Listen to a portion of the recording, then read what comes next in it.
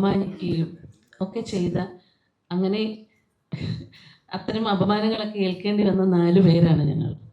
അതുകൊണ്ട് തന്നെയാണ് കുറച്ച് കാര്യങ്ങൾ നിങ്ങളുമായിട്ട് ഷെയർ ചെയ്യാൻ ഉണ്ടെന്ന് തോന്നിയതുകൊണ്ടാണ് ഈ പത്രസമ്മേളനം നടത്തുന്നത്.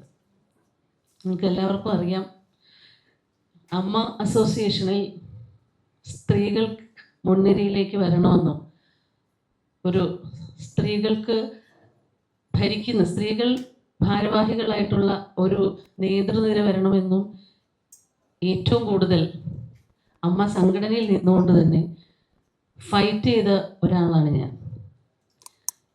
അത് കഴിഞ്ഞ പ്രാവശ്യമല്ല, അതിനു മുൻപ് നടന്ന തെരഞ്ഞെടുപ്പിൽ അൻസിബയും നമ്മുടെ സരയും വോട്ട് ഇലക്ഷന് നിന്നവർ ജയിച്ചെങ്കിലും അവർക്ക് വോട്ട് കുറവായിരുന്നു.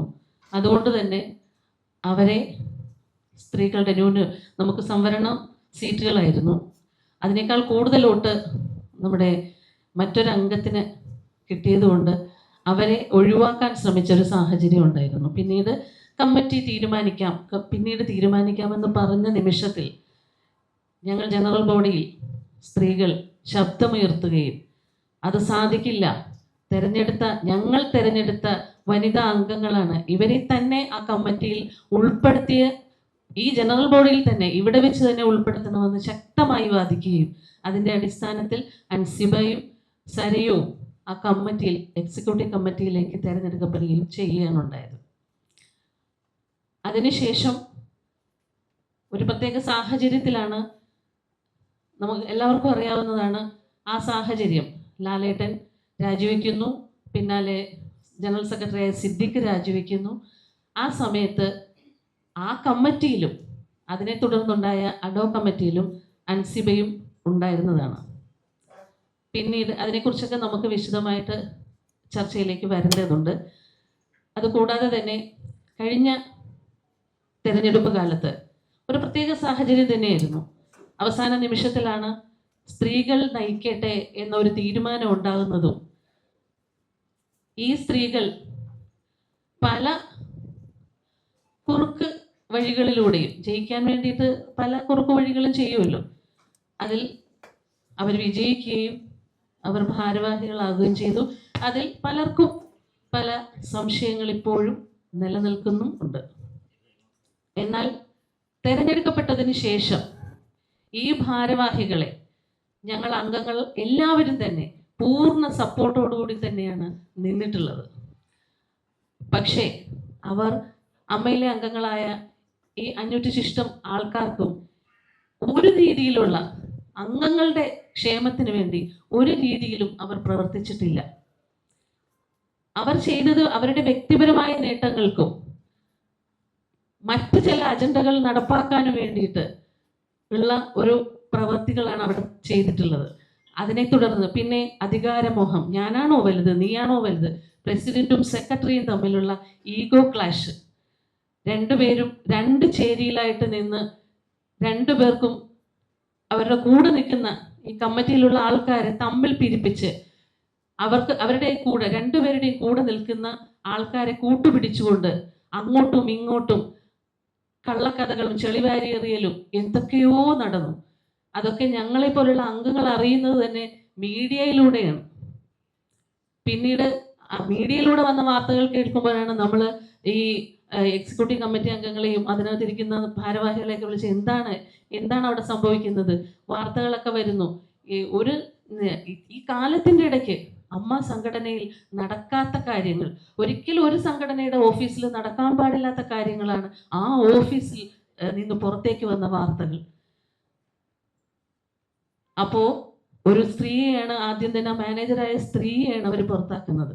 അതിനുശേഷം അൻസിബ പല പ്രാവശ്യവും ഒരുപാട് പ്രാവശ്യം കംപ്ലൈൻറ്റ് കൊടുത്തിട്ടുണ്ട് പല കാര്യങ്ങൾക്കും. ആ കുട്ടി തുടക്കം മുതൽ ആ കുട്ടിയെ അവിടെ ഒറ്റപ്പെടുത്തിക്കൊണ്ട് ഒരുപാട് അപമാനങ്ങൾ ആ കുട്ടിക്ക് സഹിക്കേണ്ടി വന്നിട്ടുണ്ട്.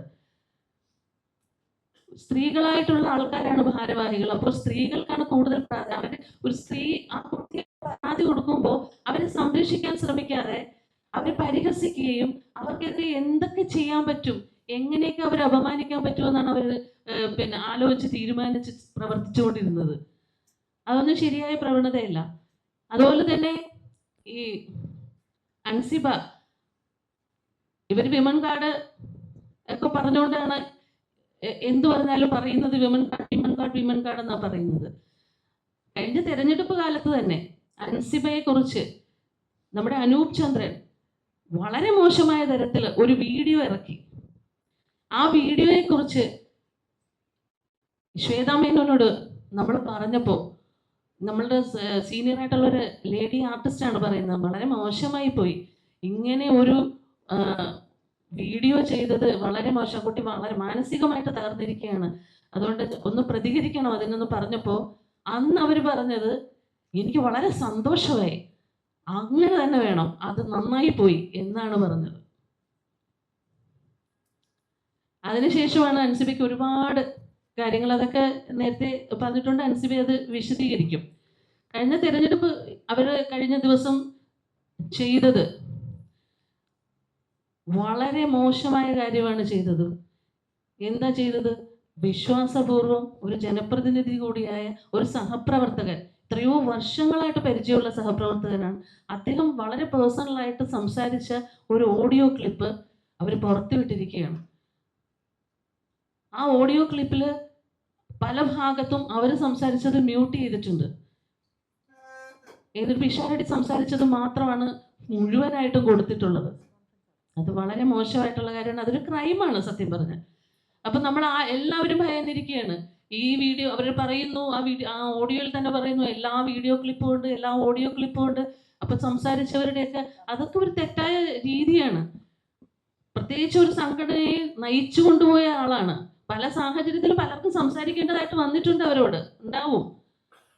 അപ്പൊ അതൊക്കെ റെക്കോർഡ് ചെയ്ത് വെച്ചിട്ട് പിന്നീട് അത് എന്താ പറയുക, ഒരു ഭീഷണി പോലെ അത് എൻ്റെ കയ്യിലുണ്ട് എന്ന് പറയുന്ന രീതിയും ശരിയല്ല.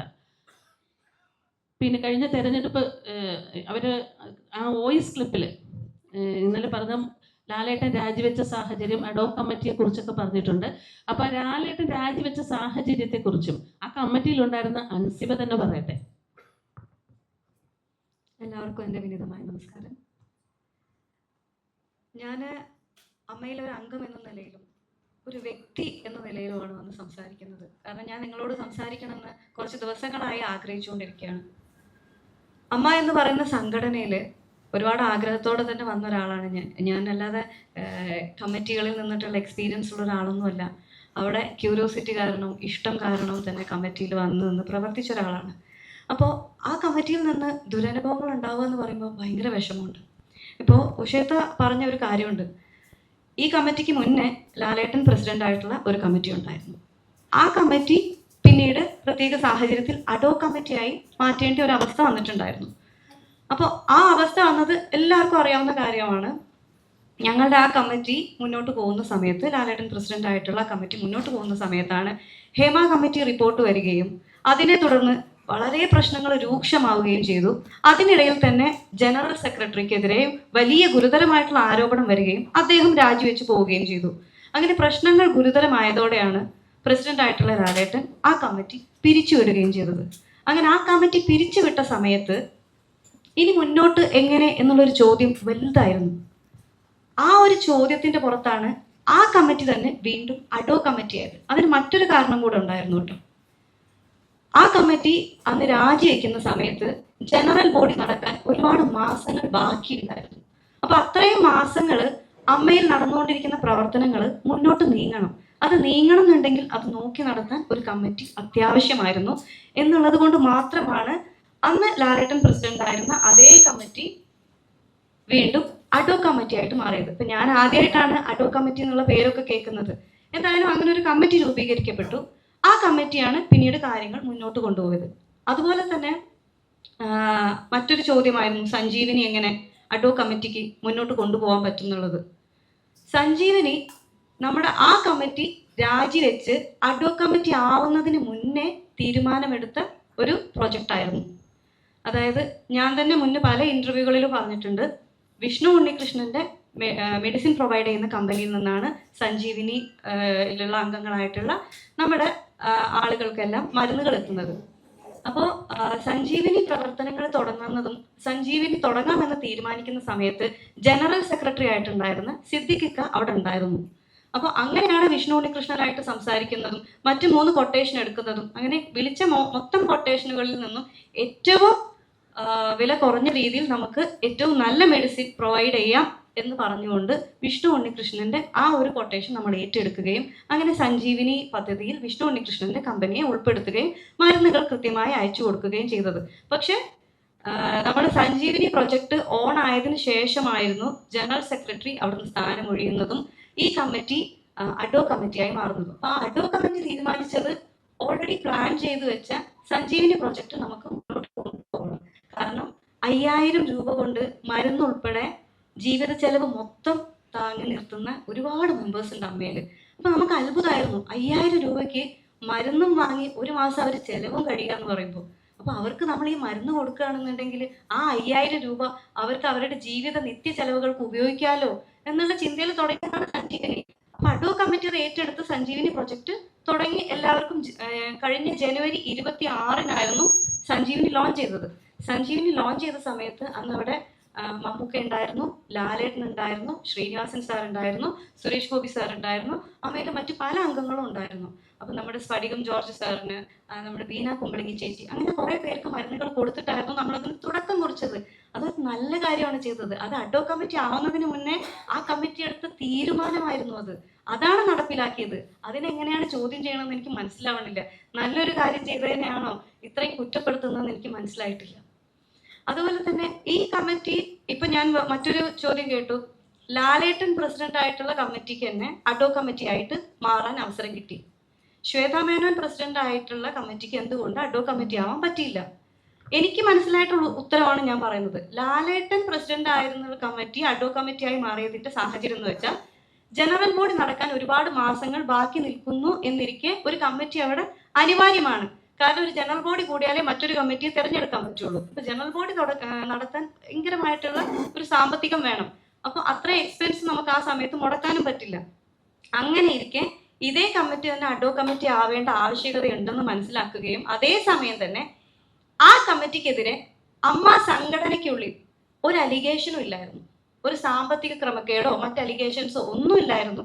അമ്മ സംഘടനയ്ക്ക് പുറത്തുള്ള അലിഗേഷന്റെ പേരിലാണ് അവിടെ ഉണ്ടായിരുന്ന ജനറൽ സെക്രട്ടറി ഉൾപ്പെടെയുള്ളവർ രാജിവെച്ച് പുറത്തു പോവേണ്ടി വന്നത്. അപ്പൊ അതുകൊണ്ട് തന്നെ അമ്മ സംഘടനയ്ക്ക് അകത്തുണ്ടായിരുന്ന ആ കമ്മിറ്റിക്കെതിരെ വേറെ അലിഗേഷൻസ് ഇല്ലാത്തത് കൊണ്ടായിരുന്നു അതേ കമ്മിറ്റി അഡോ കമ്മിറ്റി ആയിട്ട് മാറിയത്. ഇപ്പൊ ഞാൻ മനസ്സിലാക്കുന്ന കാര്യം, ശ്വേത ചേച്ചി പ്രസിഡന്റ് ആയിരുന്ന ഇപ്പൊ രാജിവെച്ചു പോയ കമ്മിറ്റി, ആ കമ്മിറ്റി അഡോ കമ്മിറ്റി ആക്കാത്തതിന്റെ റീസൺ എന്ന് എനിക്ക് മനസ്സിലായ കാര്യം, സാമ്പത്തിക ക്രമക്കേടിന്റെ പേരിലാണ് ശ്വേത ചേച്ചി പ്രസിഡന്റ് ആയിരുന്ന കമ്മിറ്റി താഴെ പോയത്. അവരുടെ സാമ്പത്തിക റിപ്പോർട്ട് പാസ്സായില്ല ജനറൽ ബോഡിയിൽ.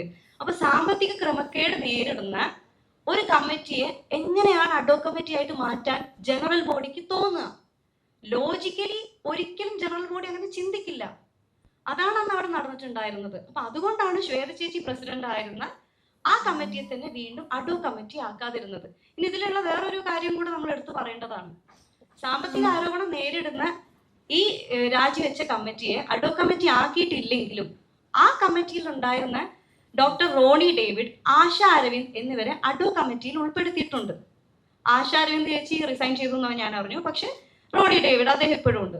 അപ്പൊ ഈ 2 പേരെയും ഈ അഡോ കമ്മിറ്റിയിലേക്ക് വിളിച്ചതിനും ഒരു കാര്യമുണ്ട്. കാരണം അവരാണ് സഞ്ജീവിനി പ്രവർത്തനങ്ങൾ ഇപ്പൊ നടത്തിക്കൊണ്ട് ഇരിക്കുന്നത്. അപ്പൊ ആ സഞ്ജീവിനി പ്രവർത്തനങ്ങൾ മുടങ്ങിപ്പോവരുത്. കാരണം ഇത്രയും പേരുടെ പ്രിസ്ക്രിപ്ഷൻസും കാര്യങ്ങളും എല്ലാം അവരുടെ കയ്യിലാണുള്ളത്. പെട്ടെന്ന് ഒരാൾക്ക് ഒരു ദിവസം വന്നത് ഏറ്റെടുത്ത് ചെയ്യാൻ പറ്റില്ല. അതുകൊണ്ടാണ് ആ പ്രവർത്തനങ്ങൾ കൃത്യമായി നടന്നു പോകണം എന്നുള്ളത് കൊണ്ടാണ് ഈ സാമ്പത്തിക ആരോപണം നേരിടുന്ന സാമ്പത്തിക ക്രമക്കേടിന്റെ പേരിൽ താഴെ പോയ ആ കമ്മിറ്റിയിൽ നിന്ന് തന്നെ ഡോക്ടർ റോണിയെയും ആശ അരവിന്ദ് ചേച്ചിയെയും പുതിയ അഡോ കമ്മിറ്റിയിലേക്ക് നിയമിച്ചത്. ഇത്രയും കാര്യങ്ങളാണ് എനിക്ക് മനസ്സിലായിട്ടുള്ളത്.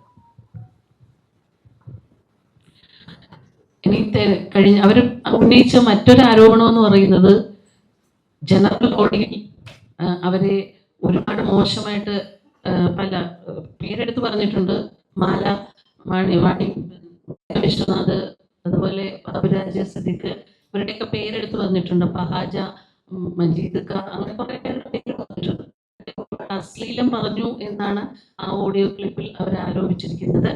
അങ്ങനെ അശ്ലീലം എന്ന് പറഞ്ഞ അവർ വന്നപ്പോൾ മുതൽ അവരെ കേൾക്കാൻ ഞങ്ങൾ സ്ത്രീകൾ മുന്നിൽ നിന്ന് തന്നെ ശ്വേത എന്നെ ഉൾപ്പെടെ കുറച്ച് പേരെ കോണ്ടാക്ട് ചെയ്തിട്ടുണ്ടായിരുന്നു ജനറൽ ബോഡിക്ക് മുൻപ്. ഞങ്ങൾക്ക് ചേച്ചി സംസാരിക്കാനുണ്ട്, ഞങ്ങൾക്ക് പറയാനുണ്ട് കാര്യങ്ങൾ. അപ്പം ഞങ്ങൾ വിചാരിക്കുന്നത് എന്താണ്, ഈ കാലയളവിൽ അവിടെ നടന്നിട്ടുള്ള കാര്യങ്ങളെക്കുറിച്ച് അവർക്ക് വിശദീകരണം ഉണ്ടാവും. അപ്പം ഞാനും പറഞ്ഞു അത് ഞങ്ങൾക്ക് കേൾക്കണം, അത് സംസാരിക്കാനുള്ളൊരു സാഹചര്യം നിങ്ങൾ ഞങ്ങൾക്ക് ഞങ്ങളുടെ കൂടെ നിന്ന് ഉണ്ടാക്കി തരണമെന്ന്. തീർച്ചയായിട്ടും ഞങ്ങൾ നിങ്ങളുടെ കൂടെ നിൽക്കും. നിങ്ങൾ പറയുന്ന കാര്യങ്ങൾ ഞങ്ങൾ കേൾക്കും. എന്നിട്ട് നീതി എവിടെയാണ്, ശരി എവിടെയാണോ അതിൻ്റെ കൂടെ ഞങ്ങൾ നിൽക്കുകയുള്ളൂ. നിങ്ങൾ പറയൂ, നിങ്ങളുടെ ഭാഗം നിങ്ങൾ ക്ലിയർ ചെയ്യൂ എന്ന് പറഞ്ഞിട്ട് തന്നെയാണ് നമ്മൾ ജനറൽ ബോഡിക്ക് മുമ്പാണ് അത് സംഭവിച്ചത്. പക്ഷെ ജനറൽ ബോഡി തുടങ്ങി ഇവർ വന്നതിന് ശേഷം അവർ ഈ കഴിഞ്ഞ കാലയളവിൽ നടന്ന ഒരു കാര്യങ്ങളും അവർ സംസാരിക്കുന്നില്ല. അവർ വന്നിട്ട് സംസാരിച്ചത് മുഴുവനും അതിനു മുൻപ് തന്നെ നേരെ നോക്കിയാൽ കീരിയും പാമ്പും പോലെ നിന്ന അംഗങ്ങളാണ്. എക്സിക്യൂട്ടീവ് കമ്മിറ്റി അംഗങ്ങളും ഭാരവാഹികളുമാണ്. അവരൊക്കെ അവിടെ വന്നു കഴിഞ്ഞപ്പോഴത്തേക്ക് അവർക്ക് ഒരു പ്രശ്നവും ഇല്ല. അവരെല്ലാവരും ഒരുമിച്ച് വേദിയിൽ ഇരുന്ന് സന്തോഷം, നമുക്ക് സന്തോഷം, അവർ അങ്ങനെ തന്നെ ഇരിക്കണമെന്ന് തന്നെയായിരുന്നു നമ്മുടെ എല്ലാവരുടെ ആഗ്രഹം. പക്ഷെ അവിടെ വന്നതിന് ശേഷം അവർ ഭയങ്കര ആക്ടിങ് ആയിരുന്നു. എല്ലാവരും വന്നിട്ട് അവർ സംസാരിച്ചത് മുഴുവനും അവരുടെ ഭാഗം കേൾക്കാനാണ് ഈ ജനറൽ ബോഡിയിലുള്ള ആൾക്കാർ അത്രയ്ക്ക് നാണക്കെട്ടിരിക്കുകയാണ്, അമ്മയിലെ അംഗങ്ങൾ മുഴുവനും. അതിനെക്കുറിച്ച് അവരൊന്നും പറയുന്നില്ല. അവർ പറഞ്ഞത് മുഴുവനും 1500 രൂപ പെൻഷൻ നമ്മൾ കൂട്ടുകയാണ്. ഈ 1500 രൂപ കഴിഞ്ഞ കമ്മിറ്റി 5000 കൂട്ടാനിരുന്നതാണ്. കഴിഞ്ഞ കമ്മിറ്റി അല്ലേ, അൻസിബൊക്കെ ഉള്ള കമ്മിറ്റി, സിദ്ദിഖൊക്കെ ഉള്ളത് 5000 കൂട്ടാനിരുന്നതാണ്. പക്ഷെ ഇവർ 1500 രൂപ കൂട്ടിത്തരാൻ പോവുകയാണ്. അത് പുറത്തുനിന്നുള്ളൊരു സ്പോൺസർ അക്കൗണ്ടാണ് അത് കൂട്ടിക്കുന്നത്. അത് കൂടാതെ തന്നെ 4 ദിവസം തായ്ലൻഡിൽ പോകുന്നു. അത്തരം കാര്യങ്ങളാണ് പറഞ്ഞുകൊണ്ടിരിക്കുന്നത്. അതിങ്ങനെ പറഞ്ഞു. അത് കഴിഞ്ഞ് കണക്ക് ശരിയല്ലാത്തൊരു കണക്ക്, അതിനു മുമ്പ് അവരുടെ കയ്യിൽ നിന്ന് കണക്കിന്റെ ഒരു പേജ് ലീക്കായിട്ടുണ്ട്. അതിൽ 60 ലക്ഷത്തിന് മേലെ കണക്കില്ലാതെ വന്നിട്ടുണ്ട്. അതിനെക്കുറിച്ചൊക്കെ ബാബുരാജ് പറഞ്ഞതാണ്, അത് കാണിച്ചു കൊടുത്തിട്ടുണ്ടായിരുന്നു ബാബുരാജ്. അപ്പോഴാണ് നമ്മളെല്ലാവരും അറിയുന്നത് ഇങ്ങനെ ഒരു കണക്ക് തെറ്റി ബാബുവിൻ്റെ വാട്സപ്പിൽ സെക്രട്ടറിയുടെ ഭാഗത്തുനിന്ന് വന്നിട്ടുണ്ടെന്ന്. അത് കഴിഞ്ഞ് ചാർട്ടേഡ് അക്കൗണ്ടിനെ വിളിച്ചു. നമുക്ക് തന്നിരിക്കുന്ന പ്രിന്റ് ചെയ്ത് തന്ന കണക്ക് വേറെ, അവർ വായിച്ച കണക്ക് വേറെ. അപ്പോൾ അതൊക്കെ കൺഫ്യൂഷൻ ഉണ്ടായി. അവിടെ മൊത്തത്തിൽ എല്ലാവരും ചോദ്യം ചെയ്യാൻ തുടങ്ങി. അംഗങ്ങളാണ്. മൈക്ക് അവിടെ ആർക്കും തന്നില്ല. ഈ ജനറൽ ബോഡി നടത്തിയത് സംഘാടകരെന്ന് പറയുന്നത് ഇത് എക്സിക്യൂട്ടീവ് കമ്മിറ്റിയാണ്. ആ എക്സിക്യൂട്ടീവ് കമ്മിറ്റി മൈക്ക് മാറ്റി വെച്ചിരിക്കുക. ഇതുപോലുള്ള കോഡ്ലെസ് മൈക്ക് ഓരോരുത്തർ ചോദ്യം ചോദിക്കുമ്പോൾ ശരിക്കും പറഞ്ഞാൽ വേദിയിൽ അങ്ങ് ദൂരെ ഇരുന്ന് ചോദിക്കുന്ന ആൾക്കാരെ ഉറക്കെ തന്നെ സംസാരിക്കാനേ പറ്റുള്ളൂ. കാരണം മൈക്ക് കൊടുക്ക് മൈക്ക് എവിടെയെന്ന് ഞങ്ങൾ എല്ലാവരും ചോദിക്കുന്നുണ്ട്. മൈക്കൊന്നും കൊടുക്കുക അവർ ചോദിക്കുന്നത്. മൈക്ക് തരുന്നില്ലായിരുന്നു. ആകെ അനൂപ് ചന്ദ്രന്റെ കയ്യിൽ മാത്രം ഒരു മൈക്ക് കൊടുത്തിട്ട് അനൂപ് ചന്ദ്രൻ സൈഡിൽ ഇങ്ങനെ നിൽക്കുകയാണ്. അപ്പൊ ഇവര് ചോദിക്കുന്ന ചോദ്യങ്ങൾക്കൊന്നും മറുപടി പറയാതെ ബാബുരാജിനെ കുറിച്ച് കുറെ ആരോപണങ്ങൾ വന്നു. അപ്പൊ ബാബുരാജ് സംസാരിക്കാൻ സമയം കൊടുക്കുന്നില്ല, മറുപടി പറയാൻ സമയം കൊടുക്കുന്നില്ല. ഈ സമയം മുഴുവനും ലാലേട്ടൻ മുൻപിൽ തന്നെ ഇരിക്കുകയാണ്. ലാലേട്ടൻ ഇതെല്ലാം കണ്ടോണ്ട് കേട്ടോണ്ടിരിക്കുകയാണ്. അപ്പോ ബാബുരാജിന് സമയം കൊടുക്കുന്നില്ല. അവർ സമയം കൊടുക്കാതിരുന്ന് കഴിഞ്ഞപ്പോഴത്തേക്ക് ബാബുരാജ് പറഞ്ഞു ഞാൻ ഇറങ്ങി പോവുകയാണെന്ന് പറഞ്ഞു. അപ്പൊ ബാബുരാജ് എഴുന്നേറ്റ് നിന്നപ്പോൾ വളരെ ഷൗട്ട് ചെയ്തുകൊണ്ടാണ് പിന്നെ പ്രസിഡന്റ് അവിടെ വന്നിട്ട് എന്താ പറയുക, എനിക്ക് ആ ഭാഷ ഇവിടെ ഉപയോഗിക്കാൻ പറ്റത്തില്ല. പച്ച മലയാളത്തിൽ പറഞ്ഞാൽ ആ ഭാഷ ഇരിക്കട അവിടെ എന്ന് പറയുന്നത് പോലെ, ഞാനാണ് പ്രസിഡന്റ്, ഞാൻ പറയുന്നത് കേൾക്കണം, ഞാൻ ഇവിടെ പറയുന്നത് കഴിഞ്ഞിട്ട് മതി. അപ്പൊ പറഞ്ഞു ബാബുരാജ് അങ്ങനെയാണെങ്കിൽ ഞാൻ ഇവിടെ നിന്ന് ഇറങ്ങിപ്പോകുവാണെന്ന് പറഞ്ഞപ്പോ ഇവര് പറഞ്ഞത് അങ്ങനെയാണെങ്കിൽ ഇറങ്ങിപ്പോക്കോ, പുറത്ത് വണ്ടി കിടപ്പുണ്ട് എന്ന് വരെ പറഞ്ഞു അവര്. അതുപോലെ ആർക്കും സംസാരിക്കാൻ, അവർക്ക് സൈഡിൽ നിന്ന് സംസാരിക്കുന്നവരെ നേരത്തെ പ്ലാൻ ചെയ്ത് വെച്ചിട്ടുണ്ടായിരുന്നു. അവരെ കൊണ്ട് മാത്രമാണ് സംസാരിപ്പിച്ചുകൊണ്ടിരുന്നത്. അപ്പൊ ഞങ്ങൾക്ക് സംശയങ്ങളുണ്ടായി. ഓരോ കാര്യങ്ങൾക്ക് ഞങ്ങൾക്ക് കേൾക്കാൻ കാര്യങ്ങൾ ഇതല്ല. മല്ലിക സുകുമാരൻ ചേച്ചി ഉൾപ്പെടെ അവിടെ നിന്ന് ഒറ്റ മൈക്കില്ല ആ ചേച്ചിക്ക് ഒരു മൈക്ക് കൊടുക്കുമെന്ന് ഞാൻ എത്രയോ പ്രാവശ്യം വിളിച്ചു വന്നാൽ മല്ലിക ചേച്ചിക്ക് ഒരു മൈക്ക് കൊടുക്കുക, ചേച്ചി പറയുന്നത് കേൾക്കാൻ പറ്റുന്നില്ല. അങ്ങനെ എങ്ങനെയോ ഒരു മൈക്ക് കൊടുത്തു. എക്സിക്യൂട്ടീവ് കമ്മിറ്റിയിലുള്ള സന്തോഷ് കീഴാറ്റൂരിനെ ഞങ്ങൾ വിളിച്ചു വെച്ചു. നിങ്ങൾ ആ മൈക്ക് അവിടെ പോയി. തുടക്കത്തിൽ മൈക്ക് ഉണ്ടായിരുന്നു, പിന്നെ അവർ മൈക്ക് മാറ്റിയതാണ്. ഞങ്ങൾ ആരുമല്ല മൈക്ക് മാറ്റിയത്. സന്തോഷ് കീഴാറ്റൂര് ആ മൈക്ക് തന്നില്ല നമുക്ക്. ഇല്ല ഇപ്പൊ തരാൻ പറ്റത്തില്ല, ഉച്ചയ്ക്ക് ശേഷം ചർച്ചയ്ക്ക് ശേഷം തരാൻ പറ്റുള്ളൂ എന്ന് പറഞ്ഞു. അങ്ങനെയാണ് മൈക്ക് കൊടുക്കാതിരുന്നത്. അപ്പോൾ അവിടെ ആരെയും അശ്ലീലം പറഞ്ഞിട്ടില്ല, ഞങ്ങളാരും കേട്ടിട്ടില്ല അശ്ലീലം പറഞ്ഞത്. ഇനിയിപ്പോ മാലയും മായ വിശ്വനാഥുമാണ് അശ്ലീലം പറഞ്ഞതെന്ന് അവർ എടുത്തു പറഞ്ഞിട്ടുണ്ട്. അതുകൊണ്ട് അവർ പറയട്ടെ. ഞാൻ ഈ കാലയളവിൽ ഭാഷ ഉപയോഗിച്ച് തെറി പറയാറില്ല. അതുകൊണ്ട് അതിനൊരു മറുപടി അർഹിക്കുന്നുണ്ടെന്ന് ഞാൻ തോന്നുന്നില്ല. എനിക്ക് പറയാനുള്ള കുറച്ചും കൂടെ ഗൗരവമുള്ള കാര്യങ്ങളാണ്. എന്താണ് അമ്മ സംഘടനയിൽ നടക്കുന്നതെന്ന് കുറേ നാളായിട്ട് എല്ലാവരും ചോദിച്ചുകൊണ്ടിരിക്കുകയാണ്. അൻസിബ പറഞ്ഞ കാര്യങ്ങൾ വളരെ ശ്രദ്ധയോടെ പലതൊട്ടം കേട്ടിട്ടുള്ളത് കൊണ്ട് ഞാൻ മനസ്സിലാക്കുന്നത് അവിടെ നടക്കുന്നത് ഒരു വർഗീയമായ എന്താണ്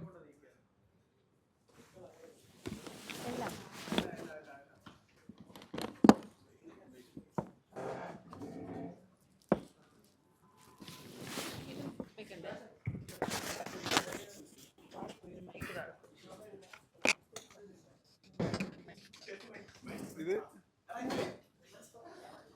പിന്നെ അതിലൊരെണ്ണം എൻ്റെ ആയിരിക്കുള്ളൂ. ഇതന്നെ ഒരെണ്ണം എൻ്റെ അത്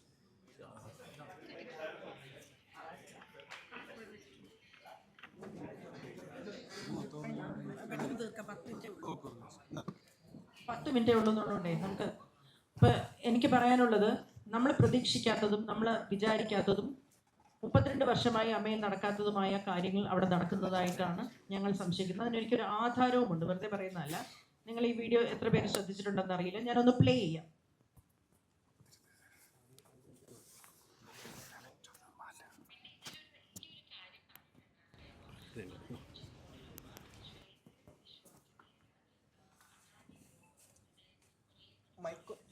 മൈക്ക് വയ്ക്കാമല്ലോ.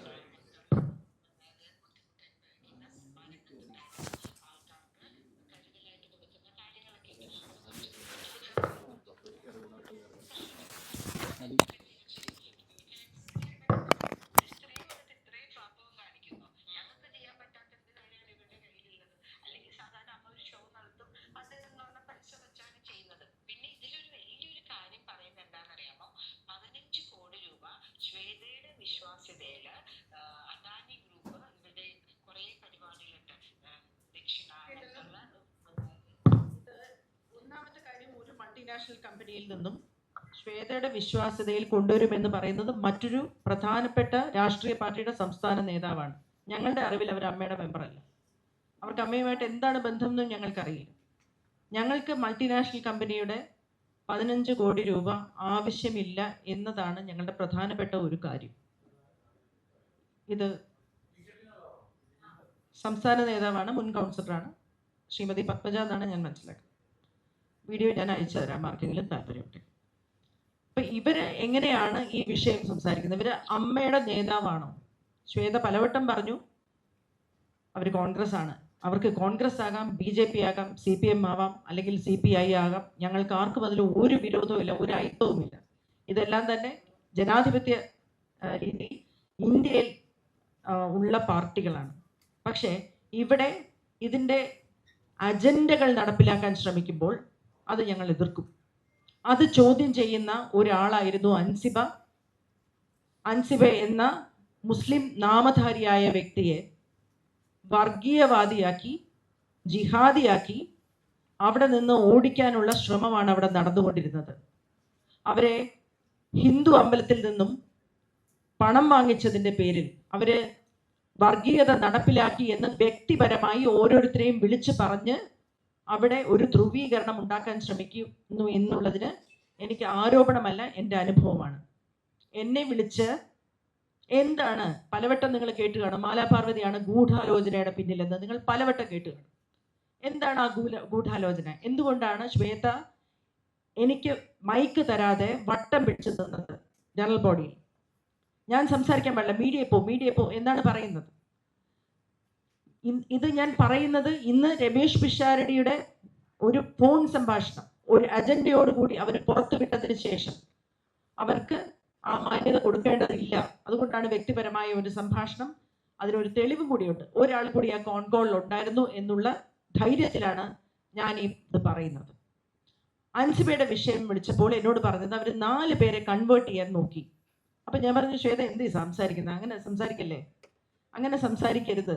അല്ല ചേച്ചി, അങ്ങനെയാണ് ഇങ്ങനെയാണ്, ഒരു പ്രൊഡക്ഷൻ കൺട്രോളർ മറ്റത് മറിച്ചത് എന്നൊക്കെ പറഞ്ഞിട്ട് യൂഷ്വലി ഇവരുടെ ഒരു സംഭവം തുടങ്ങി. അപ്പം ഞങ്ങൾ തമ്മിൽ ഒരു ചെറിയ തർക്കം ഉണ്ടാവുകയും ഞാൻ പറഞ്ഞു ഇതൊരു സാമൂഹ്യ വിഷയമാണ്, ഇത് അമ്മയുടെ വിഷയമല്ല, ഇത് ഞാൻ പുറത്ത് പറയും നിങ്ങൾ ഇങ്ങനെ തുടങ്ങുകയാണെങ്കിൽ എന്ന് പറഞ്ഞപ്പോൾ എന്നോട് അവർ പറഞ്ഞത്, നിങ്ങൾ സിനിമ ഇൻഡസ്ട്രിയിൽ ഉണ്ടാവില്ല, you will be out of this industry. ചേച്ചി, I'm telling you because I love you. You don't know what you are getting into. Please stay away. And I know when you decide on something, you get into this one track and you crash land. So you don't know what you are getting into. I am asking you to stop. Do not interfere in Ansiba's issue. എന്താണ് ആ വരിയുടെ അർത്ഥമെന്ന് വളരെയധികം ആലോചിച്ചതിന് ശേഷമാണ് ഈ production controller എന്ന് പറയുന്ന വ്യക്തിയെ ഞാൻ ഫോൺ ചെയ്യുന്നത്. എന്താണ് അവിടെ നടന്നതെന്ന് പറഞ്ഞപ്പോൾ ഒരു ഓർമ്മപ്പെടുത്തൽ വേണ്ടാതെ, ഒരു സംശയത്തിനിടയില്ലാതെ 2023 നടന്ന ഒരു സിനിമയുടെ കാര്യം അദ്ദേഹം പറയുകയാണ്. അവിടെ വെച്ച് അൻസിബ ഒരു നോമ്പെടുത്തു എന്നും അതിനോടൊപ്പം ഈ അദ്ദേഹത്തിന്റെ മകനായ അഭിനയിക്കാൻ വന്നതോ അസിസ്റ്റന്റ് ഡയറക്ടറായിട്ട് അദ്ദേഹത്തിന്റെ സംവിധായകൻ എന്നെ വളരെയധികം മോശമായി പറയുന്നുണ്ട്, അവിടെ ഒരു നോമ്പ് തുറന്നു എന്നും. അത്രയും മാത്രം നടന്ന ഒരു കാര്യത്തിനെ 2026 ഇവരുടെ എക്സിക്യൂട്ടീവ് കമ്മിറ്റിയിലെ ഒരു വാട്സ്ആപ്പ് ചാറ്റിൽ ഭീഷണിയുടെ സ്വരത്തിൽ ഉപയോഗിച്ചത് എന്തിനാണ് ചെയ്തത്? അത് ചോദിക്കുന്ന സമയത്ത് ശ്വേത പറയുന്നത്, ചേച്ചി, do you want Tini to end up in jail? അപ്പൊ ഞാൻ പറഞ്ഞു, ബിഹാർ ജയിലിൽ അൻസിബ പോയാൽ കുറച്ച് പ്രശ്നമില്ലേ എന്ന് ഞാൻ തിരിച്ചു ചോദിച്ചു. അങ്ങനെ ഞങ്ങൾ തമ്മിലുണ്ടായ ഒരു തർക്കം. അന്ന് മുതലാണ് ഞാനൊരു ഗൂഢാലോചനക്കാരിയായി. ഗൂഢാലോചനയൊന്നുമില്ല, ആലോചന തീർച്ചയായിട്ടും. കാരണം ഇങ്ങനെ ഒരു സംഘമല്ല അമ്മയെ ഭരിക്കേണ്ടത്. ധ്രുവീകരണം നടത്തുന്ന, വർഗീയവാദം നടത്തുന്ന, മനുഷ്യരെ ഒന്നായി കാണാൻ പറ്റാത്ത, ജാതി മതങ്ങളെ ഒന്നായി കാണാൻ പറ്റാത്ത, കലാകാരന്മാരുടെ ഇടയിൽ ധ്രുവീകരണം നടത്തുന്ന ആൾക്കാരല്ല അത് ഭരിക്കേണ്ടത്. എന്റെ വിശ്വാസമാണ്. കേരളം അങ്ങനെ തന്നെയാണെന്നാണ് ഞാൻ ഇപ്പോഴും വിശ്വസിക്കുന്നത്. ആ കേരളത്തിനോട് ഒരു ഉത്തരവാദിത്വമുള്ളത് കൊണ്ട് അവിടെ നടക്കാൻ ഉദ്ദേശിക്കുന്ന കാര്യം നാളെ വരാനിരിക്കുന്ന ഒരു കേരള സ്റ്റോറിയാണ് എന്ന് മനസ്സിലായതുകൊണ്ടും അതിനെ എതിർക്കണമെന്നുള്ള ഉത്തമ വിശ്വാസത്തിലുമാണ് ഞാൻ അവിടെ പ്രതികരിച്ചത്. നാളെ നിങ്ങളൊന്ന് ആലോചിച്ച് നോക്കുക, ആ സ്ക്രിപ്റ്റ്. ഒരു സിനിമാ നടി, തട്ടമിടാത്ത, ഒരു തരത്തിലും ജാതി മതങ്ങളൊന്നുമില്ല, അമ്പലത്തിൽ വരെ പോകുന്ന ഒരു മലപ്പുറംകാരി മുസ്ലിം, അവിടെ മത പരിവർത്തനം നടത്താൻ ശ്രമിക്കുന്നു എന്നൊരു കഥ ഒരു സിനിമയായിട്ട് വന്നാൽ നോർത്ത് ഇന്ത്യയിലൊക്കെ നന്നായി ഓടും. ഈ കഥയാണ് അവിടെ സൃഷ്ടിക്കപ്പെടുന്നതെന്ന് മനസ്സിലായത് കൊണ്ടാണ് ഞാൻ ഇത് വളരെയധികം എതിർത്തത്. ഇത് പറയരുതെന്നും പറയണ്ടെന്നും വിചാരിച്ച് തന്നെയാണ് ഇരുന്നത്. അത് മറ്റു കാര്യങ്ങളിലൂടെ പുറത്തു വന്നുകൊണ്ടേയിരുന്നു. കണക്കിന്റെ കാര്യമായിട്ടും അങ്ങനെയൊക്കെ. കണക്കിന്റെ കാര്യവും മറ്റു കാര്യവും ഒക്കെ അവിടെ നിൽക്കട്ടെ, അതൊക്കെ ഉണ്ട്, കണക്ക് തെറ്റ് തന്നെയാണ്. പക്ഷെ ഇത് ചോദിക്കുന്ന സമയത്ത് ഞങ്ങൾ കുറച്ചു പേര് ഈ കാര്യങ്ങളെ ഞങ്ങളെ ഏൽപ്പിക്കൂ, ഞങ്ങൾ ഇതൊക്കെ ശരിയാക്കട്ടെ, ഞങ്ങൾ കുറച്ചു പേര് ഞങ്ങൾക്ക് മാത്രമായി ഈ ഉത്തരവാദിത്തങ്ങൾ തരൂ, അൻസിബയെ പുറത്താക്കൂ. ആദ്യത്തെ ദിവസം വന്നപ്പോൾ അവരുടെ ബോഡി ലാംഗ്വേജ് അൻസിബയെ പുറത്താക്കാൻ വേണ്ടിയുള്ളതായിരുന്നു. അൻസിബ പുറത്തായില്ലെന്ന് മാത്രമല്ല, അൻസിബയുടെ സംസാരത്തിൽ മുഴുവൻ ജനറൽ ബോഡി അംഗങ്ങളും അൻസിബ പറഞ്ഞത് മനസ്സിലാക്കി അൻസിബയുടെ കൂടെ നിന്നു എന്നുള്ളതാണ് സത്യം. ഞാൻ പറഞ്ഞ കാര്യങ്ങളൊന്നും അവർക്ക് അറിയില്ല കേട്ടോ, ഇതൊന്നും ഞാൻ ജനറൽ ബോഡി പറഞ്ഞിട്ടുള്ള കാര്യങ്ങളല്ല. പക്ഷേ അൻസിബ പറഞ്ഞ പല കാര്യങ്ങളും അവർക്ക് ബോധ്യപ്പെട്ടതിന്റെ അടിസ്ഥാനത്തിൽ അൻസിബയോടൊപ്പം നിന്നു. ഇവർക്ക് ഉത്തരവില്ലാതെ ആയി എന്നുള്ളത് സത്യമാണ്. അതിന് ബാബുരാജ് ഒരു ആരോപണം മുന്നോട്ട് വെച്ചു. ഒരു പ്രത്യേക പാർട്ടിയിൽ നിന്നും 2 കോടി രൂപ വാങ്ങിയില്ലേ. ഇത് ജനറൽ ബോഡി സീരിയസ് ആയിട്ട് എടുത്ത ഒരു ആരോപണമൊന്നുമല്ല. പിറ്റേ ദിവസം ലക്ഷ്മി പ്രിയ പറയുമ്പോഴാണ് നമ്മൾ ഇത് ഇത്ര ഗൗരവം ഉണ്ടായിരുന്നു എന്ന് ആലോചിക്കുന്നത്. അപ്പോൾ ഇവര് ഇറങ്ങി ഓടി. അവിടുന്ന് എന്തിനാണ് ഓടുന്നത്? നമ്മളോടൊരു അനാവശ്യമായ ആരോപണം പറഞ്ഞാൽ തിരിഞ്ഞു നിന്നത് ആരോടൊന്നല്ലേ തിരിച്ചു ചോദിക്കുക. അങ്ങനെ ചോദിക്കാതെ അവരിറങ്ങി ഓടിയത് എന്തിനാണ്? നമുക്ക് മനസ്സിലാവുന്നില്ല അവരെന്തിനാണ് അങ്ങനെ ഓടിയതെന്ന്. അതിനുശേഷം ഞാൻ പോവുകയാണ്, അംഗത്വം രാജിവെച്ച് പോവുകയാണെന്ന് പ്രഖ്യാപിച്ച് അവർ പോയി. അപ്പോ അങ്ങനെ ഒരു സാഹചര്യത്തിൽ ഞാനും എൻ്റെ അംഗങ്ങളും രാജിവെക്കുന്നു എന്നാണ് പറഞ്ഞത്. അംഗങ്ങളും ഞാനും എൻ്റെ അംഗങ്ങളും എന്ന് പറയുമ്പോൾ അംഗങ്ങളെല്ലാം അവിടെ ഉണ്ട്. അവരാരും തിരിച്ചു വന്ന് ഞങ്ങൾ ഇതിനകത്തുണ്ടെന്ന് പറഞ്ഞില്ല. അവര് രാജിവെച്ചതിന് ശേഷം ജനറൽ ബോഡിയാണ് അപ്പെക്സ് ബോഡി. നിങ്ങൾക്ക് നോക്കാം, Travancore Kochi literary and scientific registration society parent act, അതിൽ പറയുന്നത് അപ്പെക്സ് ബോഡിക്ക് തീരുമാനമെടുക്കാം. മാസ റെസിഗ്നേഷനും അബാൻമെന്റും വന്നു കഴിഞ്ഞാൽ അപ്പെക്സ് ബോഡിയാണ് തീരുമാനമെടുക്കേണ്ടത്. അപ്പെക്സ് ബോഡി ജനറൽ ബോഡിയാണ്. ശ്വേതയുടെ തന്നെ വാക്കിൽ പറഞ്ഞാൽ ഞങ്ങളുടെ കോർട്ട്. എല്ലാവരും കൂടെ തീരുമാനമെടുത്ത് ഏൽപ്പിക്കാൻ. ആ സമിതിയുടെ അധ്യക്ഷനെ അല്ലെങ്കിൽ കൺവീനറിനെയാണ് ഇന്നലെ മ്ലേച്ഛമായ ഒരു ഫോൺ കോൾ ചോർത്തിക്കൊണ്ട് കോടതിയിൽ പോയി ഒഴിവാക്കിയത്. ഞങ്ങൾ കയ്യും കാലും പിടിച്ചാണ് രമേശ് പിഷാരടി അവിടെ ഇരുത്തിയത്. രമേശിന്റെ ഒരു നയം, ജനം എല്ലാവരെയും ഒരുമിച്ച് കൊണ്ടുപോകാൻ പറ്റും ഞങ്ങൾ വിശ്വസിച്ചതിന്റെ അടിസ്ഥാനത്തിൽ. അല്ലാതെ അദ്ദേഹം അവിടെ കോൺഗ്രസ്സുകാരനാണ്, പക്ഷെ കോൺഗ്രസ് അവിടെ കളിക്കില്ല എന്ന ഉത്തമ വിശ്വാസമുണ്ട്. അതാണ് ഞാൻ നേരത്തെ പറഞ്ഞത്, ഞങ്ങൾക്ക് രാഷ്ട്രീയത്തിനോടായി ഞങ്ങളെ പിടിച്ചുകൊണ്ട് സിനിമയെ മാറ്റിക്കൊണ്ട് ഒരു നാട്ടിൽ വർഗീയവൽക്കരിക്കാൻ ശ്രമിക്കുന്ന ഈ ശ്രമത്തിനെ മുളയിലെ നുള്ളാൻ ശ്രമിച്ചു എന്നുള്ള ഗൂഢാലോചന കുറ്റമുണ്ടെങ്കിൽ അത് ഞാൻ ചെയ്തിട്ടുണ്ട്. അതിന് ഞാൻ അശ്ലീല വാക്കുകൾ ഉപയോഗിച്ചിട്ടില്ല, രൂക്ഷമായി സംസാരിച്ചിട്ടുണ്ട്.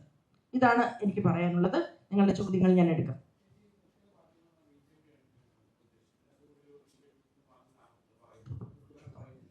അല്ല, അങ്ങനെ തന്നെയാണ് ബാബുരാജ് പറഞ്ഞത്. അങ്ങനെ തന്നെ പറഞ്ഞത്.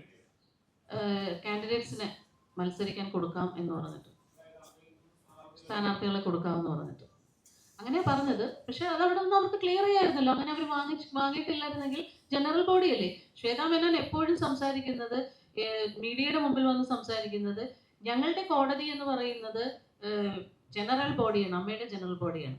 ആ ജനറൽ ബോഡിയിൽ ജനറൽ ബോഡി എന്ത് തീരുമാനിച്ചാലും ഞങ്ങൾ അംഗീകരിക്കും എന്നാണ് പറഞ്ഞിട്ടുള്ളത്. അപ്പൊ ആ കോടതിയുടെ മുമ്പിൽ അങ്ങനെ ഒരു ആരോപണം വരുമ്പോൾ അവരവിടെ ക്ലിയർ ചെയ്യണ്ടേ? അവിടെ ക്ലിയർ ചെയ്ത അടുത്ത സെക്കൻഡില് അവരിറങ്ങി പോവുകയാണ്. ഞാൻ അംഗത്വം കൂടെ രാജിവെക്കുകയാണെന്ന് പറഞ്ഞിട്ട് ഇറങ്ങി പോവുക ചെയ്തത്. എന്നിട്ട് പുറത്ത് വന്നിട്ട് മീഡിയയിൽ പറഞ്ഞത്, ഞങ്ങൾ രാജിവെക്കുന്നു, ഞാൻ അംഗത്വം രാജിവെച്ചു, ഞാനും എൻ്റെ കമ്മിറ്റി രാജിവെച്ചു, എനിക്ക് പാവയായിരിക്കാൻ സാധിക്കില്ല, എനിക്ക് പാവയായി ഇവിടെ ഇരുന്ന് ഭരിക്കാൻ സാധിക്കില്ല എന്നാണ് പറഞ്ഞത്. അത് അങ്ങനെ പറയാൻ എന്താണ് കാരണം? അങ്ങനെ അവർ ആരാണ് പാവയായിട്ട് ഈ ഭരണസമിതി ചുമതലയേറ്റതിന് ശേഷം 10 മാസം അവരാരാണ്, അമ്മയിലെ ഏത് അംഗങ്ങളാണ് അവരുടെ ഭരണത്തിൽ ഇന്റർഫിയർ ചെയ്ത് നിങ്ങൾ ഇങ്ങനെ ഭരിക്കണം, നിങ്ങൾ ഇങ്ങനെ ഞങ്ങൾ പറയുന്ന പോലെ അനുസരിക്കണം എന്ന് പറഞ്ഞ് അങ്ങനെ ആരെങ്കിലും പറഞ്ഞിട്ടുണ്ടായിരുന്നെങ്കിൽ അത് ജനറൽ ബോഡിയിൽ പറയണ്ടേ? ഞങ്ങൾക്ക് അറിയണം അത്. അങ്ങനെ പറഞ്ഞിട്ട് അവിടെ പറയാതെ ഇപ്പോഴും അതൊരു നിഗൂഢതയായിട്ട് വെച്ചിട്ട് പറയുകയാണ്. അവർ ആദ്യത്തെ പത്രസമ്മേളനം കഴിഞ്ഞ് ഭരണത്തിൽ വന്ന ആദ്യത്തെ പത്രസമ്മേളനത്തിൽ എന്താ പറഞ്ഞത്? ഞങ്ങൾ അതിജീവിതയെ തിരിച്ചു കൊണ്ടുവരും, പുറത്തുപോയ എല്ലാ സ്ത്രീകളെയും ഞങ്ങൾ തിരിച്ചു വിളിക്കുമെന്ന് പറഞ്ഞു. പിറ്റേ ദിവസം തന്നെ അവർ തിരിച്ചു പറഞ്ഞു ചില അംഗങ്ങൾക്ക് എതിർപ്പുണ്ട്. ആർക്കാണ് എതിർപ്പ്? അതൊക്കെ അറിയാൻ ഞങ്ങൾക്കുണ്ട്. അതിന് ജനറൽ ബോഡിയിൽ പറയണ്ടേ? അല്ല, അംഗങ്ങൾക്ക് കത്തയക്കണ്ടേ? ഞാൻ ഇങ്ങനെ പത്രസമ്മേളനം നടത്തിയതിനു ശേഷം എനിക്ക് ആ കാര്യം ചെയ്യാൻ പറ്റുന്നില്ല, ഇന്ന് അംഗങ്ങൾ എന്നെ വിളിച്ച് ഭീഷണിപ്പെടുത്തുന്നു, അത് പറയാൻ പാടില്ല, അങ്ങനെ ചെയ്യാൻ പാടില്ല എന്ന് പറയും. അത് അംഗങ്ങളായി ഞങ്ങൾക്ക് അറിയണ്ടേ? അതൊന്നും അവർ പറയുന്നില്ല. ഇങ്ങനെ മാറി മാറി മാറി മാറി സംസാരിച്ചുകൊണ്ടിരിക്കുകയാണ്. അത് കൂടാതെ തന്നെ എനിക്കറിയാൻ കഴിഞ്ഞത്, ഞങ്ങൾക്ക് എല്ലാവർക്കും അറിയാൻ കഴിഞ്ഞിട്ടുള്ളത്, പിന്നെ ഈ പറയുന്ന അതിജീവിതയോ പുറത്തുപോയ സ്ത്രീകളെ ഔദ്യോഗികമായിട്ട് ഇവരൊരു ഫോൺ കോൾ പോലും ചെയ്ത് ചോദിച്ചിട്ടില്ല എന്നുള്ളതാണ് എനിക്ക് അറിയാൻ കഴിഞ്ഞത്. പിന്നെ ഗൂഢാലോചന മാല മാത്രമല്ല, ജനറൽ ബോഡിയിൽ തന്നെ പറഞ്ഞു ഇവിടെ ഗൂഢാലോചനയാണ്, ഞങ്ങളെ പുറത്താക്കാൻ ഗൂഢാലോചന നടത്തി. ആരാണ് ഗൂഢാലോചന നടത്തിയെന്ന് ഞാൻ എഴുന്നേറ്റ് ചോദിച്ചു. ആരാണ് ഗൂഢാലോചന നടത്തിയത്? യു എന്ന് പറഞ്ഞിട്ട് ഷൗട്ട് ചെയ്യുന്നത്. ഗൂഢാലോചന എന്ന് വെച്ചാല് നമ്മള് ഒരു ഇംപീച്ച്മെന്റ് അല്ലെങ്കിൽ ഒരു അവിശ്വാസ പ്രമേയം എന്ന് പറയുന്നത് ജനറൽ ബോഡിയുടെ അവകാശമാണ്. ജനറൽ ബോഡിയുടെ അവകാശം നടപ്പിലാക്കാൻ ഞങ്ങൾ ശ്രമിച്ചിരുന്നു എന്നുള്ളത് സത്യമാണ്. ഞങ്ങൾ പരസ്പരം അങ്ങോട്ടും വിളിച്ചിട്ടുണ്ടായിരുന്നു, നിങ്ങൾക്ക് താല്പര്യമുണ്ടോ? അപ്പൊ പലരും പറഞ്ഞത് ലക്ഷ്മിപ്രിയയെ പുറത്താക്കിയാൽ മതി, ചിലർക്ക് ഇവരെ മുഴുവൻ പേരും പോകണം, ഇങ്ങനെ ഉണ്ടായിരുന്നു. അപ്പൊ ഒപ്പ് ശേഖരണത്തിലേക്ക് വന്നു. 21 ദിവസം മുമ്പ് കൊടുത്താൽ മാത്രമേ ഇത് നടപ്പിലാവൂ എന്ന് ഞങ്ങൾക്കും അറിയാം. ഇവിടെ പല ആൾക്കാരും, ജിമിൻ ടുട്ടു അടക്കം എന്നെ വിളിച്ച് ചോദിക്കുന്ന സമയത്ത് ഞാൻ പറഞ്ഞു ഇത് ഒരിക്കലും അവിശ്വാസ പ്രമേയം ആവില്ല, കാരണം 21 ഡേയ്സ് മുമ്പ് കൊടുക്കണം. പക്ഷെ ഞങ്ങൾ അന്ന് അവിടെ ഒന്ന് വായിക്കാം, കാരണം ഞങ്ങൾക്ക് നോട്ടീസും തന്നിട്ടില്ല. അപ്പൊ അതുകൊണ്ട് അത് വായിക്കാം എന്നുള്ള നിലയ്ക്കൊക്കെ ആലോചിച്ചിരുന്നു. പക്ഷെ വേണ്ടി വന്നില്ല, കാരണം കണക്ക് കാണിക്കാതെ ഇത് മൊത്തത്തിൽ ഡിസോൾവ് ചെയ്യുന്ന സാഹചര്യം വന്നപ്പോൾ ആ മാൻഡേറ്റ് പോയി. അവർക്ക് കണക്ക് കാണിക്കാതെ നിങ്ങൾ എല്ലാവരും ഏതെങ്കിലുമൊക്കെ സംഘടനയിൽ അംഗമായിരിക്കില്ലേ? കണക്ക് കാണിക്കാതിരിക്കാൻ ആനുവൽ ജനറൽ ബോഡിയിൽ കണക്ക് തരാതിരിക്കാൻ അവകാശമുണ്ടോ ഒരു എക്സിക്യൂട്ടീവ് കമ്മിറ്റിക്ക്? അവരവിടെ കണക്ക് കാണിക്കാതിരുന്നാൽ അതിന്റെ മാൻഡേറ്റ് നഷ്ടപ്പെട്ടു. മാൻഡേറ്റ് നഷ്ടപ്പെട്ട് കഴിഞ്ഞാൽ അവർക്ക് അവിടെ നിന്ന് പോകേണ്ടി വരും എന്നുള്ള ഒരു സാഹചര്യം വന്നപ്പോൾ അവര് ഇറങ്ങി ഓടി, അവര് രാജിവെച്ചു എന്ന് പ്രഖ്യാപിച്ചു. അംഗത്വം രാജിച്ചു. ഞങ്ങളോട് മാത്രമല്ല പത്രക്കാരോട് പിറ്റേ ദിവസവും പ്രഖ്യാപിച്ചതിന് ശേഷം 20 ദിവസത്തിന് ശേഷം വന്നിട്ട് ഞങ്ങൾ തിരിച്ചു വരണം. ഒന്നുകിൽ 2 കാര്യമാണ്, എല്ലാവരും പോയി വിളിക്കുമെന്ന് വിചാരിച്ചിട്ടുണ്ടാവാം. രണ്ടാമത് ഇതിന്റെ പിന്നിൽ പ്രവർത്തിക്കുന്ന ആരെങ്കിലും ഉണ്ടെങ്കിൽ, നിങ്ങളെ അവിടെ ഇരുത്തിയതും പൈസ ഞങ്ങൾ കൊണ്ടുവരാനും തരാമെന്ന് പ്രോമിസ് ചെയ്തത് ചില കാര്യങ്ങൾ നടത്തിയെടുക്കാനാണ്, അതുകൊണ്ട് നിങ്ങൾ പോയി അവിടെ തന്നെ ഇരിക്കൂ എന്ന് പറഞ്ഞിട്ടുണ്ടാവാം എന്നും ഞാൻ സംശയിക്കുന്നു. എന്തോ ഒരു അജണ്ട നടപ്പിലാക്കാനാണ് അവർ വന്നിരിക്കുന്നത് എന്നുള്ള ഭയം കൂടുതൽ രൂക്ഷമായി ഇന്നലത്തെ ഈ തിരിച്ചുവരവിൽ അനുഭവപ്പെടുകയാണ്. ഒരു തരത്തിലും നിങ്ങൾക്ക് എല്ലാവർക്കും അറിയാം, കേരളത്തിലെ ഈ പത്രക്കാർക്ക് അറിയാം, ശ്വേത മേനോനും കുക്കു പരമേശ്വരനും വേണ്ടി എത്രത്തോളം ഞാൻ ഫൈറ്റ് ചെയ്തിട്ടുണ്ട്. ഞാൻ ഉഷയെ നല്ല ശത്രുക്കളായിട്ട് നിന്ന് ഫൈറ്റ് ചെയ്തിട്ടുണ്ട്, നല്ല പോലെ ഫൈറ്റ് ചെയ്തിട്ടുണ്ട്. പക്ഷെ ഗതികേട് കൊണ്ട് നാണം കെട്ട് ആണ് നിങ്ങളുടെ അടുത്ത് ഇപ്പോൾ കുറ്റബോധത്തോടെ സംസാരിക്കുന്നത്. ഇതിനല്ല അവരെ അറിയുന്നത്. തീർച്ചയായിട്ടും ഇവിടെ മനുഷ്യരെ തമ്മിൽ വിഭജിക്കാനും ഇവിടെ ജാതി പറയാനും അല്ല ഞങ്ങൾ ഇവിടെ ഇരുത്തിയത്.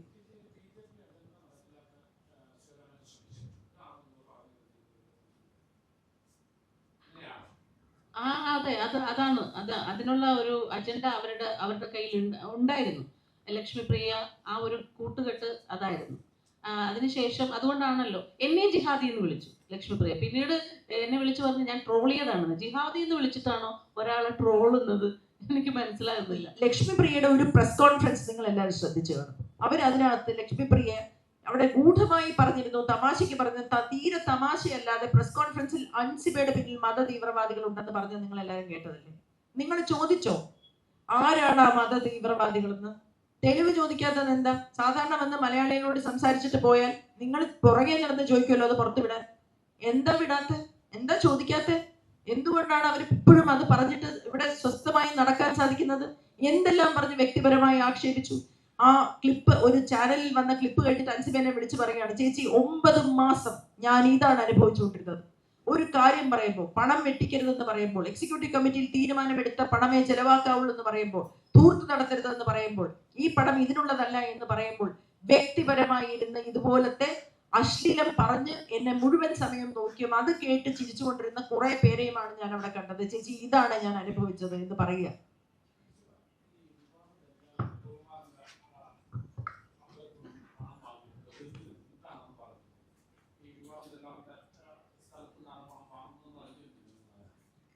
ഞാൻ ഇത് കമ്മിറ്റിയിൽ ശ്വേത ചേച്ചിയാണ് ആദ്യം കൊണ്ടുവന്നത്. അന്ന് പറഞ്ഞത് 1 കോടി എന്നായിരുന്നു. അത് എഗ്രിമെന്റ് ആയപ്പോൾ 75 ലക്ഷമായി മാറി. 25 ലക്ഷം എവിടെ പോയി എന്ന് എനിക്ക് അറിഞ്ഞൂടു. എഗ്രിമെന്റ് ആയപ്പോൾ 75 ലക്ഷമായി. പക്ഷെ ഈ ഒരു കാര്യം കൊണ്ടുവന്നപ്പോഴേ ഞാൻ എതിർത്തു. നമ്മുടെ ധാർമ്മികതയ്ക്ക് ചേരുന്നതല്ല ഈ കാര്യം. അമ്മയിൽ 32 വർഷമായിട്ട് ഒരു മതസ്ഥാപനങ്ങളും കടന്നുകൂടിയിട്ടില്ല, ഒരു മതചിഹ്നങ്ങളും കടന്നുകൂടിയിട്ടില്ല. ഇന്ന് നിങ്ങൾ ഒരു ടെമ്പിൾ കൊണ്ടുവരാണെങ്കിൽ നാളെ ഒരു മോസ്ക് വരും, പിന്നീട് ഒരു ചേർച്ച് വരും, അങ്ങനെ മതസ്ഥാപനങ്ങൾ വരും, ഒരുപാട് രാഷ്ട്രീയ പാർട്ടികൾ വരും. അത് വരാൻ പാടില്ല. വളരെ സന്തോഷത്തോടെ കഴിഞ്ഞു പോകുന്ന ഒരു സ്ഥാപനമാണ് അമ്മ. അമ്മയിൽ അങ്ങനെ കൊണ്ടുവരരുതെന്ന് മാത്രമാണ് ഞാൻ പറഞ്ഞത്. അതെന്ന് പറഞ്ഞോ അന്ന് തുടങ്ങി ഏറ്റവും കൂടുതലുള്ള വൈരാഗ്യം കാണിക്കാൻ എനിക്കെതിരെ വ്യാജ പരാതി കൊടുപ്പിക്കുന്നു ലക്ഷ്മിപ്രിയയെ കൊണ്ട്. തൃപ്പൂണിത്തുറ പോലീസ് സ്റ്റേഷൻ ഒരു നോട്ടീസ് പോലും ഇല്ലാതെയാണ് ആ പോലീസ് സ്റ്റേഷനിൽ എന്നെ മാനസികമായിട്ട് പീഡിപ്പിച്ചിട്ടുള്ളത്. അതിന്റെ കേസ് ഞാൻ കൊടുത്തിട്ട് അതിന് FIR ഇടാൻ തയ്യാറല്ല. പക്ഷെ എനിക്കെതിരെ FIR ഇല്ലാത്ത ഒരു കാര്യത്തിന് ഒരു നോട്ടീസ് പോലും ഇല്ലാതെ എന്നെ വിളിച്ചു വരുത്തി 3 മണിക്കൂർ എന്നെ ഹരാസ് ചെയ്യാൻ പോലീസുകാർക്ക് കഴിയുമായിരുന്നു. അതിനുശേഷം ഞാൻ ടിനി ടോമിനെതിരെ പരാതി കൊടുത്തു. FIR ഇട്ടില്ല. കടവന്ത്ര പോലീസ് സ്റ്റേഷനിലാണ് ഞാൻ പോയിട്ട് പരാതി കൊടുത്തത്. ഇതിൽ പ്രഥമ ദൃഷ്ടിയ കേസെടുക്കാൻ പറ്റില്ല എന്ന് പറഞ്ഞ് ഒഴിവാക്കി ഇട്ടു. പിന്നീട് ഞാൻ അത് കോടതിയിൽ പോയിട്ടാണ് ഞാൻ അത് FIR ഇടിപ്പിച്ചത്. നിങ്ങൾ എല്ലാവരും കണ്ടിട്ടുണ്ടാവും. അത് കഴിഞ്ഞിട്ട് ലക്ഷ്മിപ്രിയ എന്ന് പറയുന്ന വ്യക്തി ട്രെയിലർ ഇറക്കുന്നു, ടീസർ ഇറക്കുന്നു, പ്രീമിയർ ചെയ്യുന്നു, ഒരു സ്ത്രീയെ വ്യക്തിഹത്യ ചെയ്തുകൊണ്ട്. ഒന്ന് ആലോചിച്ച് നോക്കണം, കേരളത്തിലാണിത് നടക്കുന്നത്. ഞാൻ അന്ന് അതിയായി വിഷമിച്ചിട്ട് ഞാൻ എല്ലാവരും വിളിച്ച് സംസാരിച്ചു. ഇത് എങ്ങനെയാണ് ഇവർക്ക് ചെയ്യാൻ പറ്റുന്നത്? കേരളത്തിലാണ്, അതായത് ഭീഷണിയുടെ സ്വരത്തിലാണ് ആദ്യം ട്രെയിലർ ഇടുന്നത്. ട്രെയിലറിൽ ഒരു പോർഷൻ കട്ട് ചെയ്ത് കാണിക്കുന്നു, എന്നിട്ട് അതേ ചാനൽ ക്യാൻ എന്ന് പറഞ്ഞ ചാനലിൽ എഴുതി കാണിക്കുകയാണ് ഇതിന്റെ 1ാം ഭാഗം നാളെ 4 മണിക്ക് ടെലികാസ്റ്റ് ചെയ്യുന്നതായിരിക്കും, 2ാം ഭാഗം അതിന്റെ നെക്സ്റ്റ് ദിവസം ഇടുന്നതായിരിക്കും. എന്ത് മ്ലേച്ഛകരമായിട്ടുള്ള കാര്യമാണ് കേരളത്തിൽ നടക്കുന്നത്. അപ്പൊ ഞാൻ ആലോചിക്കുകയാണ്, ഇങ്ങനെ പറയാൻ അവസരം കേരളത്തിലുണ്ട് എന്നുണ്ടെങ്കിൽ എത്രയോ പേര് ആണ് ഇവിടെ അനുഭവിക്കാൻ പോകുന്നത്. എത്രയോ ആത്മഹത്യകൾ നമ്മൾ കാണേണ്ടി വരും. കാരണം ഇത്തരത്തിൽ വ്യക്തിഹത്യ ചെയ്യാൻ പറ്റുന്ന ഒരു സംസ്ഥാനമായിട്ട് എങ്ങനെയാണ് കേരളം മാറുന്നതെന്ന് എനിക്ക് മനസ്സിലാവുന്നില്ല.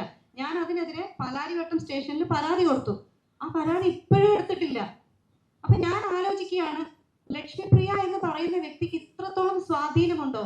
ഞാൻ കൊടുത്ത പരാതി, ഞാൻ പാലാരിവട്ടം സ്റ്റേഷനിൽ പരാതി കൊടുത്തതിന് ശേഷം ഞാൻ എൻ്റെ കുറച്ച് മാധ്യമ സുഹൃത്തുക്കളെ അറിയിച്ചിട്ടുണ്ടായിരുന്നു, ഞാൻ പാലാരിവട്ടം സ്റ്റേഷനിൽ പരാതി കൊടുത്തിട്ടുണ്ട് വ്യക്തിഹത്യക്കെതിരെ എന്ന്. അങ്ങനെ കുറച്ച് മാധ്യമ സുഹൃത്തുക്കൾ പാലാരിവട്ടം പോലീസ് സ്റ്റേഷനിൽ വിളിച്ചു ചോദിച്ചപ്പോൾ അവിടുന്ന് പറഞ്ഞത് അങ്ങനെ ഒരു പരാതി അവർ കണ്ടിട്ടില്ല എന്നാണ്. അതിനുശേഷം ഞാൻ നമ്മുടെ ആഭ്യന്തരമന്ത്രി രമേശ് ചെന്നിത്തല സാറിന്റെ നമ്പർ കണ്ടുപിടിച്ച് അദ്ദേഹത്തെ വിളിച്ചു. ഞാനൊരു 15-20 തവണ ഞാൻ റിങ് ചെയ്തിട്ടാണ് വിളിച്ചത്. കാരണം എനിക്ക് എങ്ങനെയെങ്കിലും അദ്ദേഹത്തോട് സംസാരിക്കണം അത്രയ്ക്ക് ഞാൻ ആഗ്രഹിച്ചിട്ടാണ് ഞാൻ വിളിച്ചത്. വിളിച്ചിട്ട് ഞാൻ അദ്ദേഹത്തോട് സംസാരിച്ചപ്പോൾ അദ്ദേഹം എന്നോട് ചോദിച്ചു FIR ഇട്ടിട്ടില്ലെന്ന് ചോദിച്ചു. ഞാൻ പറഞ്ഞു ഇട്ടിട്ടില്ല എന്ന് പറഞ്ഞു. അപ്പോൾ രമേശ് ചെന്നിത്തല സാർ പറഞ്ഞു ഞാൻ വിളിച്ച് സംസാരിക്കാം. അദ്ദേഹത്തിന്റെ ഫോൺ കട്ട് ചെയ്ത് ഒരു 5 മിനിറ്റിന് ശേഷം എന്നെ പാലാരിവട്ടം സ്റ്റേഷനിൽ നിന്ന് എന്നെ വിളിക്കുകയാണ്. എന്നെ CI വിളിച്ചിട്ട് പറഞ്ഞു എൻ്റെ പേര്, വയസ്സ്, കാര്യങ്ങളെല്ലാം എഴുതിയെടുത്തു, അക്നോളജ്മെന്റ് അയച്ചിട്ടുണ്ട്, ഞാൻ പരാതി കൊടുത്തതിന്റെ. അപ്പൊ ഞാൻ ചോദിച്ചു FIR ഇടുന്നില്ലേ സാർ? അല്ല, അത് ഞങ്ങൾ 14 ദിവസം ഒന്ന് പ്രിലിമിനറി എൻക്വയറി നടത്തണമെന്ന്. ഒരു പെൺകുട്ടിക്കെതിരെ സ്ലട്ട് ഷേമിങ്ങിന്റെ ഏറ്റവും മാക്സിമം ആണ് ട്രെയിലറും ടീസറും പ്രീമിയറും അടക്കം ചെയ്തു വെച്ചിരിക്കുന്നത്. എന്നിട്ടാണ് പോലീസുകാർ പറയുന്നത് ഇത് പ്രിലിമിനറി എൻക്വയറി നടത്തണമെന്ന്. പ്രഥമ ദൃഷ്ട്യാ തന്നെ കേസുണ്ട്. FIR ഇട്ടാൽ എന്താണ് കുഴപ്പം? FIR ഇട്ടിട്ട് കഴമ്പില്ലെങ്കിൽ അത് കളയാലോ. പക്ഷെ പ്രിലിമിനറി എൻക്വയറി മാത്രമാക്കുന്നത് എങ്ങനെയാണെന്ന് എനിക്ക് മനസ്സിലായില്ല. ഒരു സ്റ്റേറ്റിന്റെ ആഭ്യന്തരമന്ത്രി വിളിച്ചു പറഞ്ഞിട്ട് പോലും FIR ഇടാൻ പറ്റാത്ത പോലീസ് സ്റ്റേഷനാണോ കേരളത്തിലുള്ളത്? അപ്പൊ നമ്മൾ ആലോചിക്കേണ്ടിയിരിക്കുന്നു, കേരളത്തിലുള്ള പോലീസ് സ്റ്റേഷനുകൾ എല്ലാം ഇങ്ങനെയാണോ ഇങ്ങനെയല്ലേ എന്ന് നമ്മൾ തീർച്ചയായിട്ടും അറിയണം. ഇപ്പൊ ഓപ്പറേഷൻ തൂഫാൻ നടക്കുന്നുണ്ട്. എനിക്ക് ആഭ്യന്തരമന്ത്രിയോടുള്ള റിക്വസ്റ്റ് ആണ്, ഓപ്പറേഷൻ തൂഫാനോടൊപ്പം തന്നെ ചെയ്യേണ്ട ഒരു പ്രധാന കാര്യമാണ് സാധാരണക്കാര് പോലീസ് സ്റ്റേഷനിൽ പരാതിയുമായിട്ട് വരുന്ന സമയത്ത് ആ പരാതി എടുക്കുന്നുണ്ടോ, അല്ലെങ്കിൽ പരാതിക്കാർക്ക് സ്വാധീനവും പണവും ഒന്നും ഇല്ലാന്നുണ്ടെങ്കിൽ അവരുടെ പരാതി എടുക്കില്ലേ? ആരോപണ വിധേയരായിട്ടുള്ളവരെ സഹായിക്കാനാണോ പോലീസ് സ്റ്റേഷൻ പ്രവർത്തിക്കുന്നത് എന്നുള്ളത് ഓപ്പറേഷൻ തൂഫാനോടൊപ്പം തന്നെ അല്ലെങ്കിൽ അതിന് മുകളിൽ പ്രാധാന്യം അർഹിക്കുന്ന ഒരു കാര്യമാണ്. അത് തീർച്ചയായിട്ടും ആഭ്യന്തരമന്ത്രി തീർച്ചയായിട്ടും ശ്രദ്ധിക്കേണ്ട കാര്യമാണ്. ഓപ്പറേഷൻ തൂഫാനോടൊപ്പം എല്ലാ പോലീസ് സ്റ്റേഷനുകളിലും കൃത്യമായിട്ട് കേസ് എടുക്കുന്നുണ്ടോ, കേസ് രജിസ്റ്റർ ചെയ്യുന്നുണ്ടോ, പരാതിയുമായിട്ട് വരുന്ന സ്ത്രീകളെ അപമാനിക്കുന്നുണ്ടോ എന്നുള്ള കാര്യം വ്യക്തത വരുത്തേണ്ടതാണ്, അന്വേഷിക്കേണ്ടതാണ്. ആഭ്യന്തരമന്ത്രി വിളിച്ചു പറഞ്ഞാൽ പോലും കേൾക്കാത്ത പോലീസാണോ ഇവിടെ ഉള്ളത് എന്നുള്ളത് അത്ഭുതപ്പെടുത്തുന്ന കാര്യമാണ്, ഭയപ്പെടുത്തുന്ന കാര്യമാണ്. ഞാൻ ഇതേ വിഷയം തൃക്കാക്കര മണ്ഡലത്തിലെ MLA ആയിട്ടുള്ള ഉമാ തോമസ് മാമുമായിട്ട് സംസാരിച്ചു. അതുപോലെ തന്നെ മിനിസ്റ്റർ ബിന്ദു കൃഷ്ണ മാമുമായിട്ട് സംസാരിച്ചു. പക്ഷെ എനിക്ക് ഇതുവരെ ഒരു നീതിയും കിട്ടിയിട്ടില്ല. അപ്പൊ എനിക്ക് നീതി കിട്ടുന്നത് കോടതിയിൽ പോകുമ്പോൾ മാത്രമാണ്. കോടതിയിൽ മാത്രം വിശ്വസിക്കാൻ പറ്റുന്ന ഒരു അവസ്ഥയിൽ ഒരു പൗരന് ജീവിക്കേണ്ടി വരുന്ന ഒരു അവസ്ഥ ആലോചിച്ച് നോക്കും. അപ്പൊ പിന്നെ പോലീസ് സ്റ്റേഷൻ എന്തിനാണ്? നമുക്ക് ഡയറക്റ്റ് കോടതിയിൽ പോയിട്ട് പരാതി കൊടുത്താൽ പോരെ, പിന്നെ എന്തിനാണ് പോലീസ് സ്റ്റേഷൻ? എനിക്ക് മനസ്സിലാവണില്ല അത്. അതുപോലെ തന്നെ മറ്റൊരു വിഷയം, എന്നെ ജിഹാദി എന്ന് വിളിച്ചു. ഞാൻ പ്രൊഡക്ഷൻ കൺട്രോളർ ഉൾപ്പെടെ ടിനി ടോമിന്റെ ഡ്രൈവർ ഉൾപ്പെടെ മതം മാറ്റാൻ ശ്രമിച്ചു എന്ന് പറയുന്നു. ഡബിൾ ഡാഡി സിൻഡ്രോമാണ് എനിക്കിന്ന് മെസ്സേജ് അയക്കുന്നു. 17 പേരടങ്ങുന്ന എക്സിക്യൂട്ടീവ് കമ്മിറ്റിയുടെ വാട്സപ്പ് ഗ്രൂപ്പിലാണ് അയച്ചത്. അന്നത് സ്ത്രീ വിരുദ്ധതയാണ് അയച്ചതെന്ന് പറയാൻ അന്ന് അവിടെ ഒരു പ്രസിഡന്റ് ഉണ്ടായിരുന്നില്ല, മറ്റ് എക്സിക്യൂട്ടീവ് മെമ്പേഴ്സും ഉണ്ടായിരുന്നില്ല. വുമൺ കാർഡ് എപ്പോഴും പറയുന്ന ആളുകൾ ശ്രദ്ധിക്കണം. വുമൺ കാർഡ് പറയേണ്ടത് അത് പ്രിവിലേജ്ഡ് ആയിട്ടുള്ള ആളുകളല്ല പറയേണ്ടത്. സ്ത്രീകൾക്ക് കിട്ടേണ്ട അർഹതയുള്ള സ്ത്രീകൾക്ക് കിട്ടേണ്ട പരിഗണന കിട്ടാതിരിക്കുന്ന സ്ത്രീകൾക്ക് വേണ്ടിയിട്ടാണ് ഇത് പറയേണ്ടത്. പ്രിവിലേജ്ഡ് ആയിട്ടുള്ള ആളുകൾ രക്ഷപ്പെടാൻ വേണ്ടിയിട്ടല്ല അത് പറയേണ്ടത്. അന്ന് ഒരാളും പറഞ്ഞില്ല ടിനി ടോം പറഞ്ഞത് മോശമാണ്, അങ്ങനെ പറയരുത് എന്ന്. മറ്റൊരു വനിതാ അംഗം എക്സിക്യൂട്ടീവ് കമ്മിറ്റിയിലുണ്ടായിരുന്നു. അവർ മെയ് 12 ഒരു പരാതി കൊടുത്തിട്ട് ആ പരാതി പോലും എടുത്തിട്ടില്ല. അശ്ലീലമാണ് വിളിച്ചു പറഞ്ഞത്. അതിന് സാക്ഷി പറഞ്ഞ ആളാണ് ഇവിടെ ഇരിക്കുന്ന മായ ചേച്ചി. ജനറൽ ബോഡിയിൽ വന്ന് മായ ചേച്ചി സാക്ഷി പറഞ്ഞിട്ടുണ്ടായിരുന്നു. ഇത്രയും കാര്യങ്ങൾ നടന്നിട്ട് പോലും ഒരു ആക്ഷൻ എടുത്തിട്ടില്ല. ആരോപണ വിധേയനായിട്ടുള്ള ആ പുരുഷനെ ഒന്ന് മാറ്റി നിർത്താൻ പോലും പ്രസിഡന്റ് തയ്യാറായിട്ടില്ല. എവിടെയാണ് സ്ത്രീ സമത്വം? അവിടെ എവിടെയാണ് സ്ത്രീകൾക്ക് വേണ്ടി സ്ത്രീകളിന്റെ എന്നൊക്കെ പറയുന്ന ആളുകൾ അത് ചെയ്യണം. പറയുന്നതൊന്നും പ്രവർത്തിക്കുന്നത് മറ്റൊന്നും ആവരുത്. ഇങ്ങനെയൊക്കെ സംഭവിച്ചിട്ടും ഞാൻ പോലീസ് സ്റ്റേഷനിൽ പോയി കംപ്ലൈന്റ് കൊടുത്തു, കംപ്ലൈന്റ് എടുത്തില്ല. അവസാനം ഞാൻ കോടതിയിൽ പോയി FIR ഇടാൻ പറഞ്ഞു. പ്രഥമ ദൃഷ്ട്യാ കേസ് എടുക്കാൻ പറ്റുന്ന തെളിവുകൾ ഉള്ളത് തന്നെയാണ് അൻസിബ ഹസൻ കൊടുത്ത പരാതി എന്ന് കോടതി പറയുകയും FIR ഇടാൻ നിർദ്ദേശിക്കുകയും ചെയ്തു. അതിനുശേഷം കമ്മീഷണർ മീഡിയയോട് സംസാരിക്കുന്ന ഒരു വീഡിയോ ഞാൻ കണ്ടു. എനിക്ക് ഭയങ്കര വേദനയാണ് ആ വീഡിയോ കണ്ടിട്ട് തോന്നിയത്. അദ്ദേഹം പറഞ്ഞത് അത് അവർ തമ്മിൽ അങ്ങോട്ടും ഇങ്ങോട്ടും പരാതികളും കൗണ്ടർ പരാതികളും ഉണ്ടായിരുന്നു. എന്ത് പരാതി, എന്ത് കൗണ്ടർ പരാതി എനിക്കറിയില്ല. ഞാൻ ശ്രീ ടിനി ടോമിനെതിരെ കൊടുത്ത ഒരു പരാതിയെ എനിക്കറിയുള്ളൂ. കമ്മീഷണർ വീണ്ടും പറയുന്നുണ്ട് ഇത് അമ്മ സംഘടനയിൽ ഒരു പ്രശ്നമാണ്, അത് അവരവിടെ തീർപ്പാക്കിയതാണ്. ആര് പറഞ്ഞു തീർപ്പാക്കിയെന്ന്? അങ്ങനെ ഒരു പ്രശ്നം അമ്മ സംഘടനയ്ക്കകത്ത് തീർപ്പാക്കിയിട്ടേ ഇല്ല. കമ്മീഷണർക്ക് എങ്ങനെയാണ് അങ്ങനെ പറയാൻ പറ്റുന്നത്? അതുപോലെ പറയുന്നത് റിപ്പോർട്ടിൽ പറയുന്നത് ടിനി ടോം അത് തമാശയ്ക്ക് പറഞ്ഞതാണ് ജിഹാദി എന്നും ഒരു വ്യക്തിക്ക് ഡബിൾ ഡാഡി സിൻഡ്രം ആണെന്നും ആ വ്യക്തിക്ക് മറ്റുള്ള പലരുമായിട്ടും പല രീതിയിലുള്ള ബന്ധങ്ങളുണ്ടെന്ന് പറയുന്നതൊക്കെ തമാശയായിട്ട് കാണാനാണോ പോലീസ് ഇവിടെ ഇരിക്കുന്നത്? അത് തമാശയാണെന്ന് എങ്ങനെയാണ് പോലീസുകാർക്ക് പറയാൻ പറ്റുന്നത്? അപ്പോൾ സിറ്റി പോലീസ് കമ്മീഷണർ അത് പറഞ്ഞതിൽ എനിക്ക് ഭയങ്കര വിഷമമുണ്ട്. ഇതാണോ നീതി എന്ന് എനിക്ക് അറിയില്ല. ഇത് നീതി അല്ല, അനീതിയാണ് ഇവിടെ നടന്നുകൊണ്ടിരിക്കുന്നത്. ഇത്രയും അനീതി നടന്നുകൊണ്ടിരിക്കുമ്പോഴും കേരളത്തിലുള്ള ജനങ്ങളോടാണ് എനിക്ക് വിശ്വാസമുള്ളത്. എല്ലാ ജനങ്ങളും ഇതിനെതിരെ പ്രതികരിക്കണം. ഇവിടെ വർഗീയത ഉണ്ടാവാൻ പാടില്ല, വർഗീയവൽക്കരണം ഉണ്ടാവാൻ പാടില്ല. എല്ലാ പോലീസ് സ്റ്റേഷനുകളും കൂടെ പരിശോധിക്കണം. വർഗീയവൽക്കരണം പോലീസ് സ്റ്റേഷനുകളിലും നടന്നിട്ടുണ്ടോ എന്നുള്ളത് തീർച്ചയായിട്ടും അന്വേഷിക്കേണ്ട കാര്യമാണ്. അപ്പൊ അതുകൊണ്ട് എല്ലാവരോടും എനിക്കുള്ള അഭ്യർത്ഥനയാണ്, ദയവ് ചെയ്ത് കേരളം ഒരു വർഗീയവൽക്കരിക്കപ്പെട്ട സംസ്ഥാനമായി മാറാൻ അനുവദിക്കരുത്.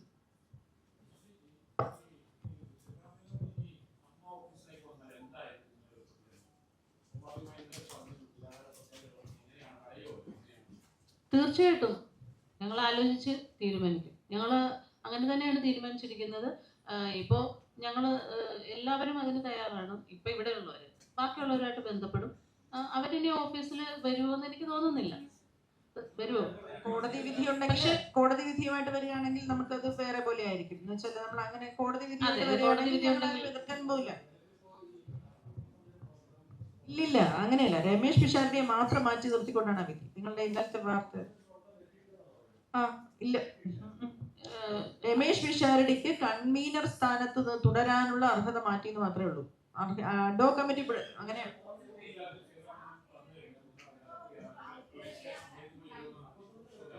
അല്ല. കൺവീനർക്ക് സ്റ്റേ. അതായത് ഒന്നാമത്തെ കാര്യം, ഈ അഡ്ഹോ കമ്മിറ്റി എന്ന് പറയുമ്പോൾ എല്ലാ മെമ്പേഴ്സും ഒരുപോലെയാണ്. അവിടെ പ്രസിഡന്റ് പോയാൽ ബാക്കിയുള്ളവർ പോയെന്ന് അർത്ഥമില്ല. കൺവീനർക്ക് മാത്രമാണ് സ്റ്റേ. അപ്പൊ പുള്ളി രാജിവെച്ച കഴിഞ്ഞോ പ്രശ്നം.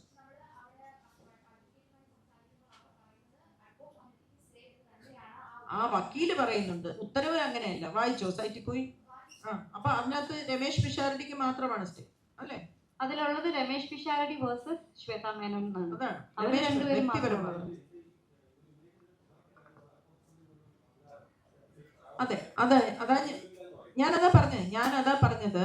അഡ്ഹോ കമ്മിറ്റി എന്നൊരു സംവിധാനം ജനറൽ ബോഡി നമ്മുടെ ജനറൽ ബൈലോയിൽ ഇല്ല എന്ന് തന്നെ ഇരിക്കട്ടെ. ഇല്ല, ശരി. പക്ഷെ ഒരു അസാധാരണ സിറ്റുവേഷൻ ഉണ്ടായി. അവര് മാസ് റിസൈൻ ചെയ്തു, അവരെ അബാൻഡൻ ചെയ്തു ഭരണസമിതിയിൽ വെച്ച്. റെസിഗ്നേഷൻ ഉറപ്പാക്കേണ്ടത് ജനറൽ ബോഡി പറഞ്ഞാൽ മതി. ജനറൽ ബോഡി അപ്പെക്സ് ബോഡിയാണ്. അല്ല, രേഖാമൂലം വേണം എന്ന് പറഞ്ഞാൽ മിനിറ്റ്സ് ബുക്ക് അവരുടെ കയ്യിലാണ്. അവർ എഴുതാൻ തയ്യാറില്ല, മിനിറ്റ്സ് ബുക്ക് തരാൻ തയ്യാറില്ല, ഒന്നും തരാൻ തയ്യാറില്ല. ഇത് ഞങ്ങൾ ആരും ഇവര് രാജിവെക്കുന്നു വിചാരിച്ച് തുടങ്ങിയ ഒരു സംഭവം അല്ലല്ലോ. ഇത് മിനിറ്റ്സ് ബുക്ക് തരാതെ അവർ വീട്ടിൽ കൊണ്ടുവച്ചത് കാണുന്നില്ല എന്നൊക്കെ പറയുന്നത്. താക്കോല് കാണുന്നില്ല, മിനിറ്റ്സ് ബുക്ക് കാണുന്നില്ല. എന്ത് ഉത്തരവാദിത്തമാണെന്ന് എനിക്ക് മനസ്സിലാവുന്നില്ല. ഇതൊക്കെ നമ്മള് എന്താ പറയാ, ഒരു അങ്ങോട്ടും ഇങ്ങോട്ടും ഒരു സംഘടനയിൽ ഇരിക്കുമ്പോഴത്തേക്ക് ഇത് കുട്ടികളിയല്ല, കുട്ടികൾ പറയുന്നത് പോലെ അത് ചെയ്യേണ്ടത് ഇപ്പൊ ഭാരവാഹികളല്ലേ, ജനറൽ സെക്രട്ടറി അല്ലേ, അവരുടെ കയ്യിലാണല്ലോ ഇരിക്കുന്നത്. അത് തരാൻ തയ്യാറാകുന്ന അവര് അമ്മയുടെ ഓഫീസിൽ വെക്കാതെ അവർ വീട്ടിൽ കൊണ്ടുപോയി. ചോദിച്ചപ്പോ തരൂല, മിനിറ്റ്സ് ബുക്ക് തരില്ല, വീഡിയോ തരില്ല. അവരെല്ലാം പോയി.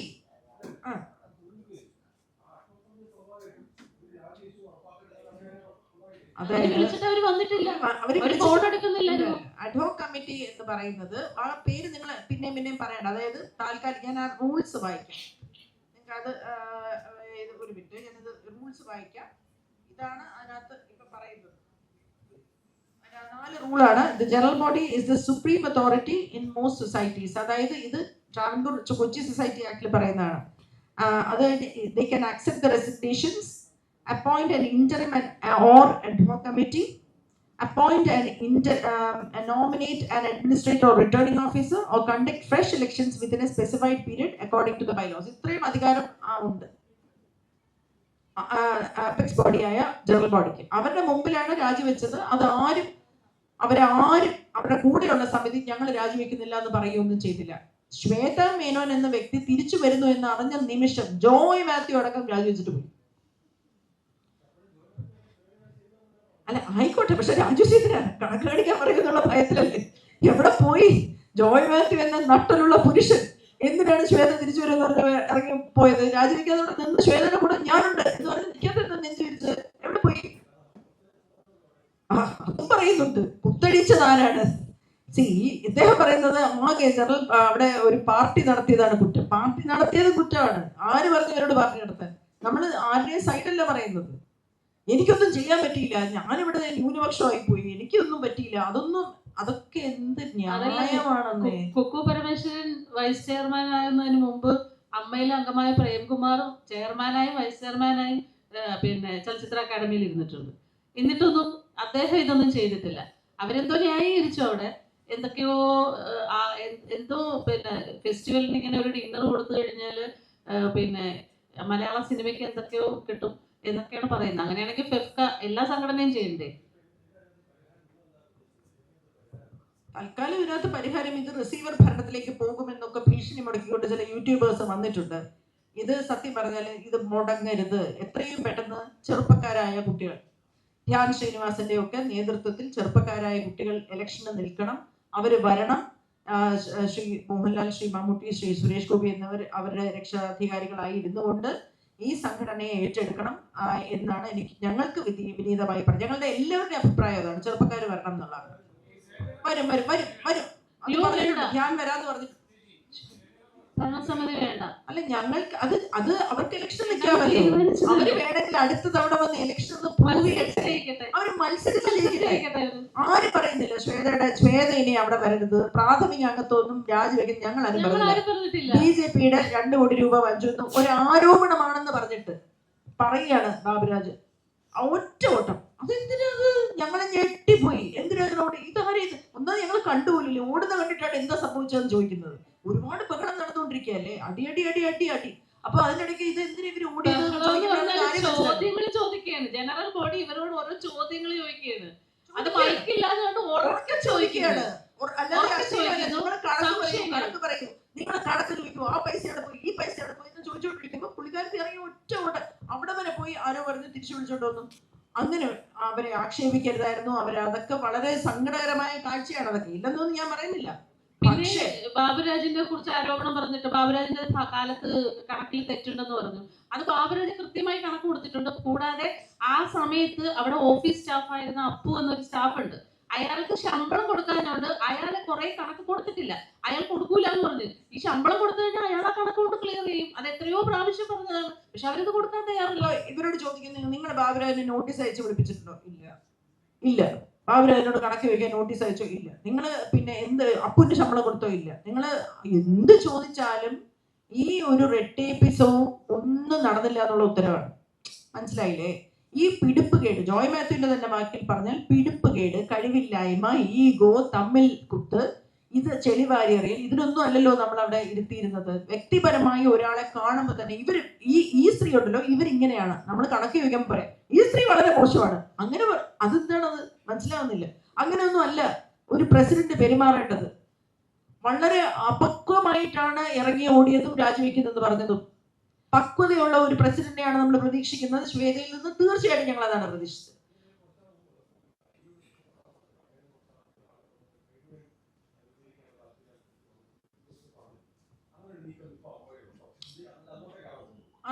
അറിയില്ല ഞങ്ങൾക്കറിയില്ല. അത് അങ്ങനെയുള്ള ഞങ്ങൾക്ക് ഇത് ഭാവി പരിപാടി. ഞങ്ങളെ ഈ അമ്മ എന്ന് പറയുന്ന സംഘടനയില് ഇപ്പൊ വേണു മച്ചാട് എന്ന് പറയുന്ന വ്യക്തി ഇന്ന് രാവിലെയും കൂടെ പറഞ്ഞു, ചേച്ചി ഇത് ഞങ്ങൾക്ക് ഇതാണ് ഞങ്ങളുടെ ആശ്രയം, ഇത് നിൽക്കാതെ നോക്കണം. ഞങ്ങൾക്ക് ഇപ്പോഴും പ്രസിഡന്റായ ശ്വേതയോടും അവരുടെ ഗ്രൂപ്പിലുള്ളവരോടുമുള്ള അപേക്ഷ, നിങ്ങളുടെ ഈഗോയ്ക്കും നിങ്ങളുടെ ജയത്തിനും വേണ്ടി നിങ്ങൾ നിൽക്കാതെ ഇത് അടുത്ത ഇലക്ഷനിലേക്ക് പോകട്ടെ, എന്നിട്ട് നിങ്ങൾ തന്നെ മത്സരിച്ച് ജയിക്കാൻ പറ്റുമെങ്കിൽ ജയിച്ചു വരൂ എന്നാണ്. അപേക്ഷയാണ്. ഒരുപാട് സഞ്ജീവനി പദ്ധതി ഞങ്ങളുടെ വിഷയം അതാണ്. ഈ സംഘടന പ്രതിസന്ധിയിൽ കൊണ്ട് നിർത്തരുതെന്ന് ഞങ്ങൾ അവരോട് അപേക്ഷിക്കുന്നു. ഞങ്ങളുടെ വിഷയം അതാണ്. ഞങ്ങളുടെ വിഷയം തൽക്കാലം ഈ തർക്കങ്ങൾ ഇവിടെ വെച്ച് നിർത്തിയിട്ട് ദയവ് ചെയ്ത് ഇലക്ഷനിലേക്ക് പോകും. അവിടെ നിങ്ങളുടെ തന്നെ പാനൽ മത്സരിച്ച് ജയിച്ചു വരും. വീണ്ടും അമ്മയിൽ പ്രൂവ് ചെയ്യാമല്ലോ. അവര് മത്സരിച്ചോട്ടെ.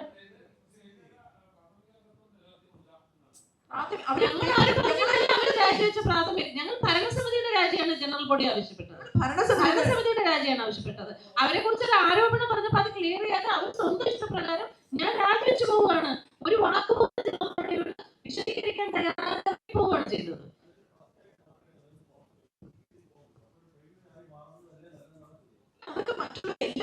അത് ജനറൽ ബോഡി എടുക്കേണ്ട തീരുമാനമാണ്. ഞങ്ങൾ 4 പേരും ജനറൽ ബോഡിയെ റെപ്രസെന്റ് ചെയ്ത് വന്നിരിക്കുന്ന ആൾക്കാരല്ല. ഞങ്ങൾ 4 പേരും കഴിഞ്ഞ ഭരണസമിതി ആക്രമിക്കപ്പെട്ട 4 സ്ത്രീകളാണ്. പലതരത്തിൽ ഞാനാണെങ്കിൽ CCTV വിഷ്വൽ മോട്ടിച്ചു കൊടുക്കുന്നത് ജനറൽ സെക്രട്ടറി പ്രസിഡന്റിനും കൂടെ പറയും. ശ്വേത മേനോനും കുക്കു പരമേശ്വരനും കൂടെ ഒരു ഓഡിയോ സംഭാഷണം ഇപ്പൊ വോയിസ് കൊടുത്തത് അതൊക്കെ ചതിവല്ലേ? സ്ഥിരം തമാശയാണ്. എനിക്ക് ഇത്രയും നിയമപരമായ പരിജ്ഞാനമൊന്നും ഇല്ലാതില്ല സരി. നോക്കൂ എന്താണ് പറയുന്നത്. CCTV വിഷ്വൽ ഞാൻ അമ്മ സൈഡിൽ പൊട്ടിച്ചു കൊടുക്കാൻ എനിക്ക് തലയ്ക്ക് സുഖമില്ലേ. എന്താ പറയുന്നത്? I gave it to Mala, she asked എന്ന്. എന്നിട്ട് പിറ്റേ ദിവസം പറഞ്ഞു അത് പേഴ്സണൽ ഫോണിലെ ഒരു മെസ്സേജ് ആണ്. നമ്മുടെയൊക്കെ ഫോണിലെ പേഴ്സണൽ ഫോണിൽ നിന്ന് മെസ്സേജ് ലീക്ക് ആകുക എന്നല്ല, ഫോണിൽ നിന്ന് മെസ്സേജ് അയക്കുക എന്നാ പറയാ. ഭയങ്കര ആട്ടേജകരയാണ്. അവിടെ ജനറൽ ബോഡിക്കാണ് ഞങ്ങൾ കണ്ടത് ജനറൽ ബോഡിക്കാ. അന്ന് അവര് ഭയങ്കര സ്നേഹമായിരുന്നു അന്നത്തെ ദിവസം. ഇത് ആദ്യം ഞാനൊരു കാര്യം പറയട്ടെ. തീർച്ചയായും ഇവര് തമ്മിലുള്ള ഒരു അച്ചക്കമില്ല, പിന്നെ പരസ്പര വിശ്വാസമില്ല, പരസ്പര സ്നേഹമില്ല. ഈ അൻസിപ്പ് ഒഴിച്ച് ബാക്കി 14 പേർക്കും പരസ്പര വിശ്വാസവും സ്നേഹവും ഒന്നുമില്ല. അച്ചടക്കം എന്ന് പറഞ്ഞാൽ 7 അയലത്തൂടെ പോയിട്ടില്ല. കാരണം ഞങ്ങൾ അശ്ലീലം പറഞ്ഞെന്നല്ല പറഞ്ഞ വുമൺ കാർഡ് കളിക്കല്ലേ എന്ന് പറഞ്ഞത് എങ്ങനെയാണ് ഞാൻ മലപ്പുറം അശ്ലീലം പറയുന്നത്? ഞങ്ങളത് പറഞ്ഞു വുമൺ കാർഡ് കളിക്കല്ലേ. പിന്നെ അത് മാത്രമല്ല എന്റെ ആയുസ് കുറയുന്ന ശ്വേതാ മേനൻ എനിക്കൊരു വോയിസ് മെസ്സേജ് അയച്ചു. എന്റെ ആയുസ് കുറഞ്ഞുകൊണ്ടിരിക്കുകയാണെന്ന്. ഞാൻ എനിക്ക് വേണമെങ്കിൽ ഇപ്പൊ ശ്വേത ചേച്ചിയെ പോലെ തന്നെ അത് മീഡിയയിൽ വേണമെങ്കിൽ കൊടുക്കാം. എന്റെ ആയുസ് കുറഞ്ഞുകൊണ്ടിരിക്കും. ഇപ്പൊ ഞാനത് ആ സമയത്തും പറഞ്ഞു ഇത് പറഞ്ഞാണ് അശ്ലീലമാണോ? പിന്നെ ഇതേമാതിരി തന്നെ ഫെബ്രുവരി 13-ാം തീയതി അമ്മ കുടുംബ സംഗമത്തിന്റെ റിഹേഴ്സൽ ക്യാമ്പില് ടിനി ടോം ചേട്ടൻ നീന കുറുപ്പ് ചേച്ചിയെ അശ്ലീലമായ ചീത്ത, അറയ്ക്കുന്ന ചീത്ത, അതും കൈ മുഷ്ടി ചുരുട്ടിക്കൊണ്ട് അവരെ അടിക്കുന്ന ഞാനാണ് നീന ചേച്ചിയെ ബാക്കിൽ നിന്ന് പിടിച്ചു വലിച്ചത്. 2 നടന്മാര് ടിനി ചേട്ടനെ പിടിച്ചു വലിക്കുകയായിരുന്നു.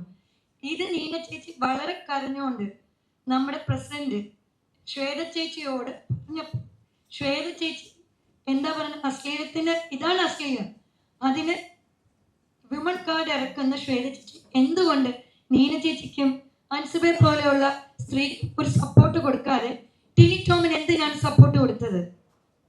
അത് പല പ്രാവശ്യം നീന ചേച്ചി ട്രോമയിൽ പോയിട്ടുണ്ട്.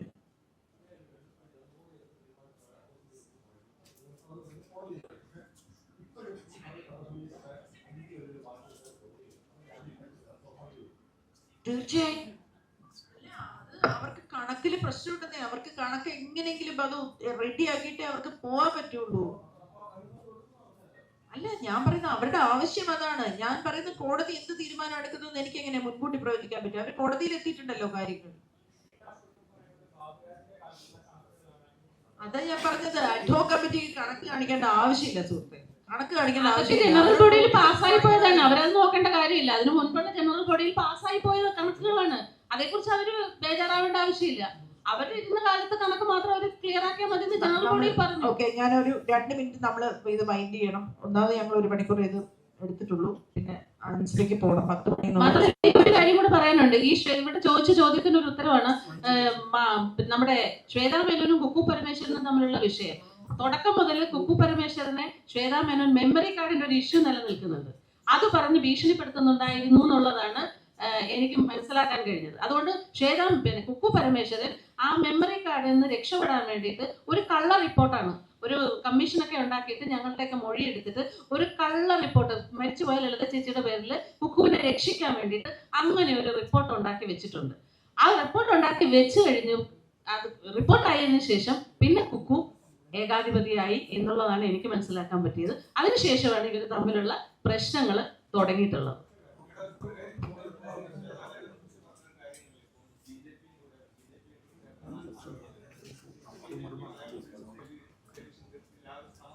നമുക്കറിയില്ല, നമുക്ക് BJPയോട് ആരോപണമൊന്നുമില്ല. നമ്മൾക്ക് അവിടെ നടന്ന കാര്യങ്ങളെ അറിയുള്ളൂ. അവിടെ വർഗീയമായ പരാമർശം ഉണ്ടായിട്ടുള്ള കാര്യം അറിയാം. അൻസിബയെ കുറിച്ച് വ്യക്തികളോട് പേഴ്സണലായിട്ട് പോക്കറ്റിൽ ഈ കുട്ടി മതം മാറ്റാൻ ശ്രമിച്ചു എന്ന് വിളിച്ച് പറഞ്ഞ കാര്യം അറിയാം. അവിടെ പിന്നെ ഒരു മതസംഘടനയിൽ അല്ല ഒരു അമ്പലത്തിൽ നിന്ന് വാങ്ങി അവരെ വിളിച്ചിട്ട് മുസ്ലിം എതിർത്തു എന്ന് പറഞ്ഞ കാര്യം അറിയാം. ഇങ്ങനെയുള്ള പോക്കറ്റിൽ വ്യക്തിപരമായി ചെയ്ത കാര്യങ്ങളെ അറിയാം. ഒരു രാഷ്ട്രീയ പാർട്ടി ഇതിനകത്ത് മുൻകൈ എടുത്തു എന്ന് ആരോപണമേ ഇല്ല.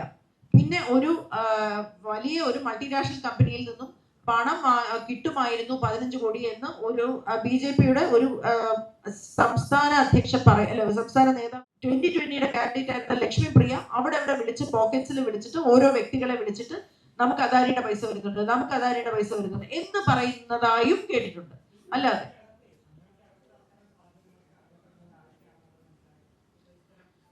ഇല്ല, വ്യക്തമായി മനസ്സിലാക്കിയിട്ടില്ല. അതിന്റെ അന്വേഷണം നടക്കണമെന്ന് ഞങ്ങൾ ആഗ്രഹിക്കുന്നു. ആരൊക്കെ ഉണ്ട്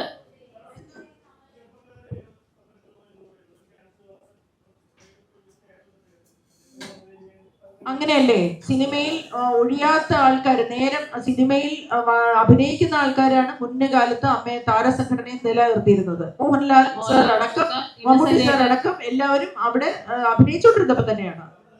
ഫ്രീ ആയിട്ടിരിക്കേണ്ടവരല്ല അമ്മയെ വരേണ്ടത്.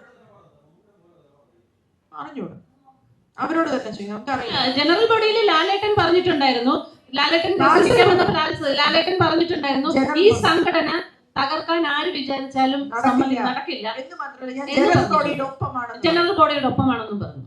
ജനറൽ ബോഡിയുടെ തീരുമാനത്തിനൊപ്പം എന്ത് തീരുമാനമാണെങ്കിലും ഞാൻ നിൽക്കുന്നു. ഞങ്ങൾക്ക് പുറത്തുനിന്ന് ഒരു സ്പോൺസറുടെ കയ്യിൽ നിന്ന് പൈസ വാങ്ങിച്ച് കൈനീട്ടം തരേണ്ട ആവശ്യമില്ല. ഈ ഇത്രയും കാലം അമ്മയുടെ കാര്യങ്ങളൊക്കെ നടന്നു പോയിരിക്കും, പെൻഷൻ ആയാലും എല്ലാം നടന്നു പോയിരിക്കുന്ന അവരുണ്ടാക്കിയ പൈസയാണ്. താരങ്ങള് സ്റ്റേജ് ഷോ നടത്തി ഉണ്ടാക്കിയ പൈസ ഇനിയും 5000 കൂട്ടാൻ വരുന്നതാണ്. അതും ഫണ്ട് ഉണ്ടാക്കാൻ അവർ തയ്യാറാണ്. മമ്മൂക്കയും ലാലേട്ടനൊക്കെ തയ്യാറാണ്. പിന്നെ എന്തിനാണ് ഇങ്ങനെ ഒരു പ്ലേ അവർ നടത്തി ഞങ്ങളെ തായ്ലൻഡിൽ കൊണ്ടുപോകാനും 1500 രൂപ സ്പോൺസറെ കൊണ്ടുവന്ന് 15 കോടി ഇങ്ങോട്ട് ഇൻവെസ്റ്റ് ചെയ്യേണ്ട ആവശ്യം എന്താണ്? അപ്പൊ ഇവർ ഈ സംഘടന എങ്ങോട്ട് കൊണ്ടുപോകാനാണ് ഉദ്ദേശിക്കുന്നത്? എന്താണ് അവരുടെ പിന്നിലെ ഉദ്ദേശം? ഞങ്ങളെ എല്ലാവരെയും കൂടെ തായ്ലൻഡിൽ കൊണ്ടുപോകുമ്പോൾ അതിന്റെ പിന്നിൽ വേറെ എന്തെങ്കിലും കള്ളത്തിലുള്ളത് പിന്നെ തടഞ്ഞാൽ ഞങ്ങൾ എന്ത് ചെയ്യും? ഒന്നാമത് ആദ്യത്തെ 4 ലെയറിലുള്ള 4 കസേര ഇരിക്കുന്ന ആർക്ക് പരസഹായം ഇല്ലാതെ നടക്കാൻ പറ്റാത്തവരാണ്. ഇവരെയും കൊണ്ട് തായ്ലൻഡ് എന്തിനു പോകുന്നത്? ഇന്നവരെ പിടിയിട്ടിട്ടാണ്.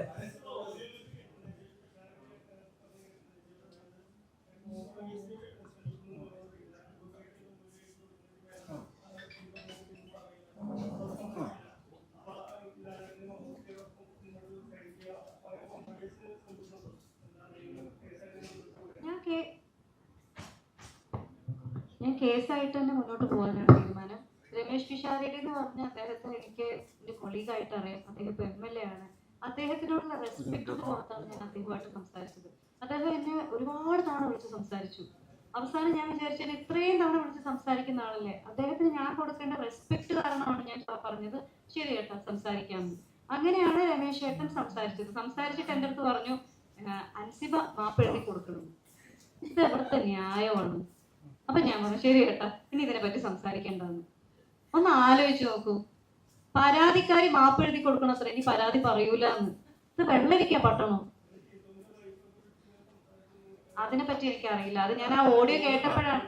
പക്ഷെ ഒരു കാര്യം ആലോചിച്ച് നോക്കൂ, വളരെ പേഴ്സണൽ ആയിട്ട് സംസാരിക്കുന്ന ഒരു ഓഡിയോ ലീക്ക് ചെയ്യുക എന്ന് പറയുമ്പോൾ തന്നെ ഇന്ത്യയിലെ IT ആക്ട് പ്രകാരം അത് തെറ്റാണ്. അത് ഭയങ്കര പൊളിറ്റിക്കൽ അജണ്ടയാണ്. ആ രമേശ് പിഷാരടിയെ പോലെ MLA ഞങ്ങളുടെ സംഘടനയിൽ നിന്നും ഞങ്ങൾ അഭിമാനത്തോടെ കാണുന്ന ഒരു വ്യക്തിയെ എത്ര ഗംഭീരമായിട്ടാണ് അദ്ദേഹം പാലക്കാട് നിന്ന് വിജയിച്ചു വന്നത്. അദ്ദേഹത്തിനെ തകർക്കാനുള്ള ഒരു പൊളിറ്റിക്കൽ അജണ്ടയാണ് അദ്ദേഹത്തിന്റെ ഓഡിയോ ക്ലിപ്പ് ലീക്ക് ചെയ്തത്. അതിനകത്തെ മോശം പരാമർശങ്ങളെല്ലാം അവർ നടത്തിയത് കൊണ്ട് അതിനകത്ത് ദുബായിൽ കൊണ്ടുപോയ വ്യക്തിയുടെ പേര് മ്യൂട്ട് ചെയ്തുകൊണ്ട് ഇദ്ദേഹത്തിനെ മാത്രം അപമാനിക്കാനായിട്ട് നടത്തിയതാണ്. അതിനെ ഞങ്ങൾ അങ്ങേയറ്റം ഞങ്ങൾ എല്ലാവരും അത് തെറ്റാണ് എന്ന് ഇവിടെ ഉറക്കെ പ്രഖ്യാപിക്കുക.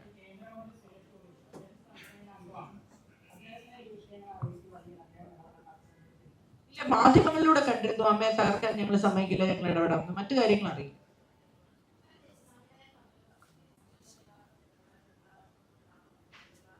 ഞങ്ങൾക്ക് എല്ലാവർക്കും സംശയമുണ്ട്, അത് പറയില്ല ഞങ്ങൾ. പക്ഷെ ഇത് അവരിങ്ങോട്ട് നടത്തിയാണോ ഇവരങ്ങോട്ട് പോയി ഡീൽ വെക്കുന്നത് നമുക്കറിയാം. അന്വേഷിക്കണം, നമുക്കറിയാം.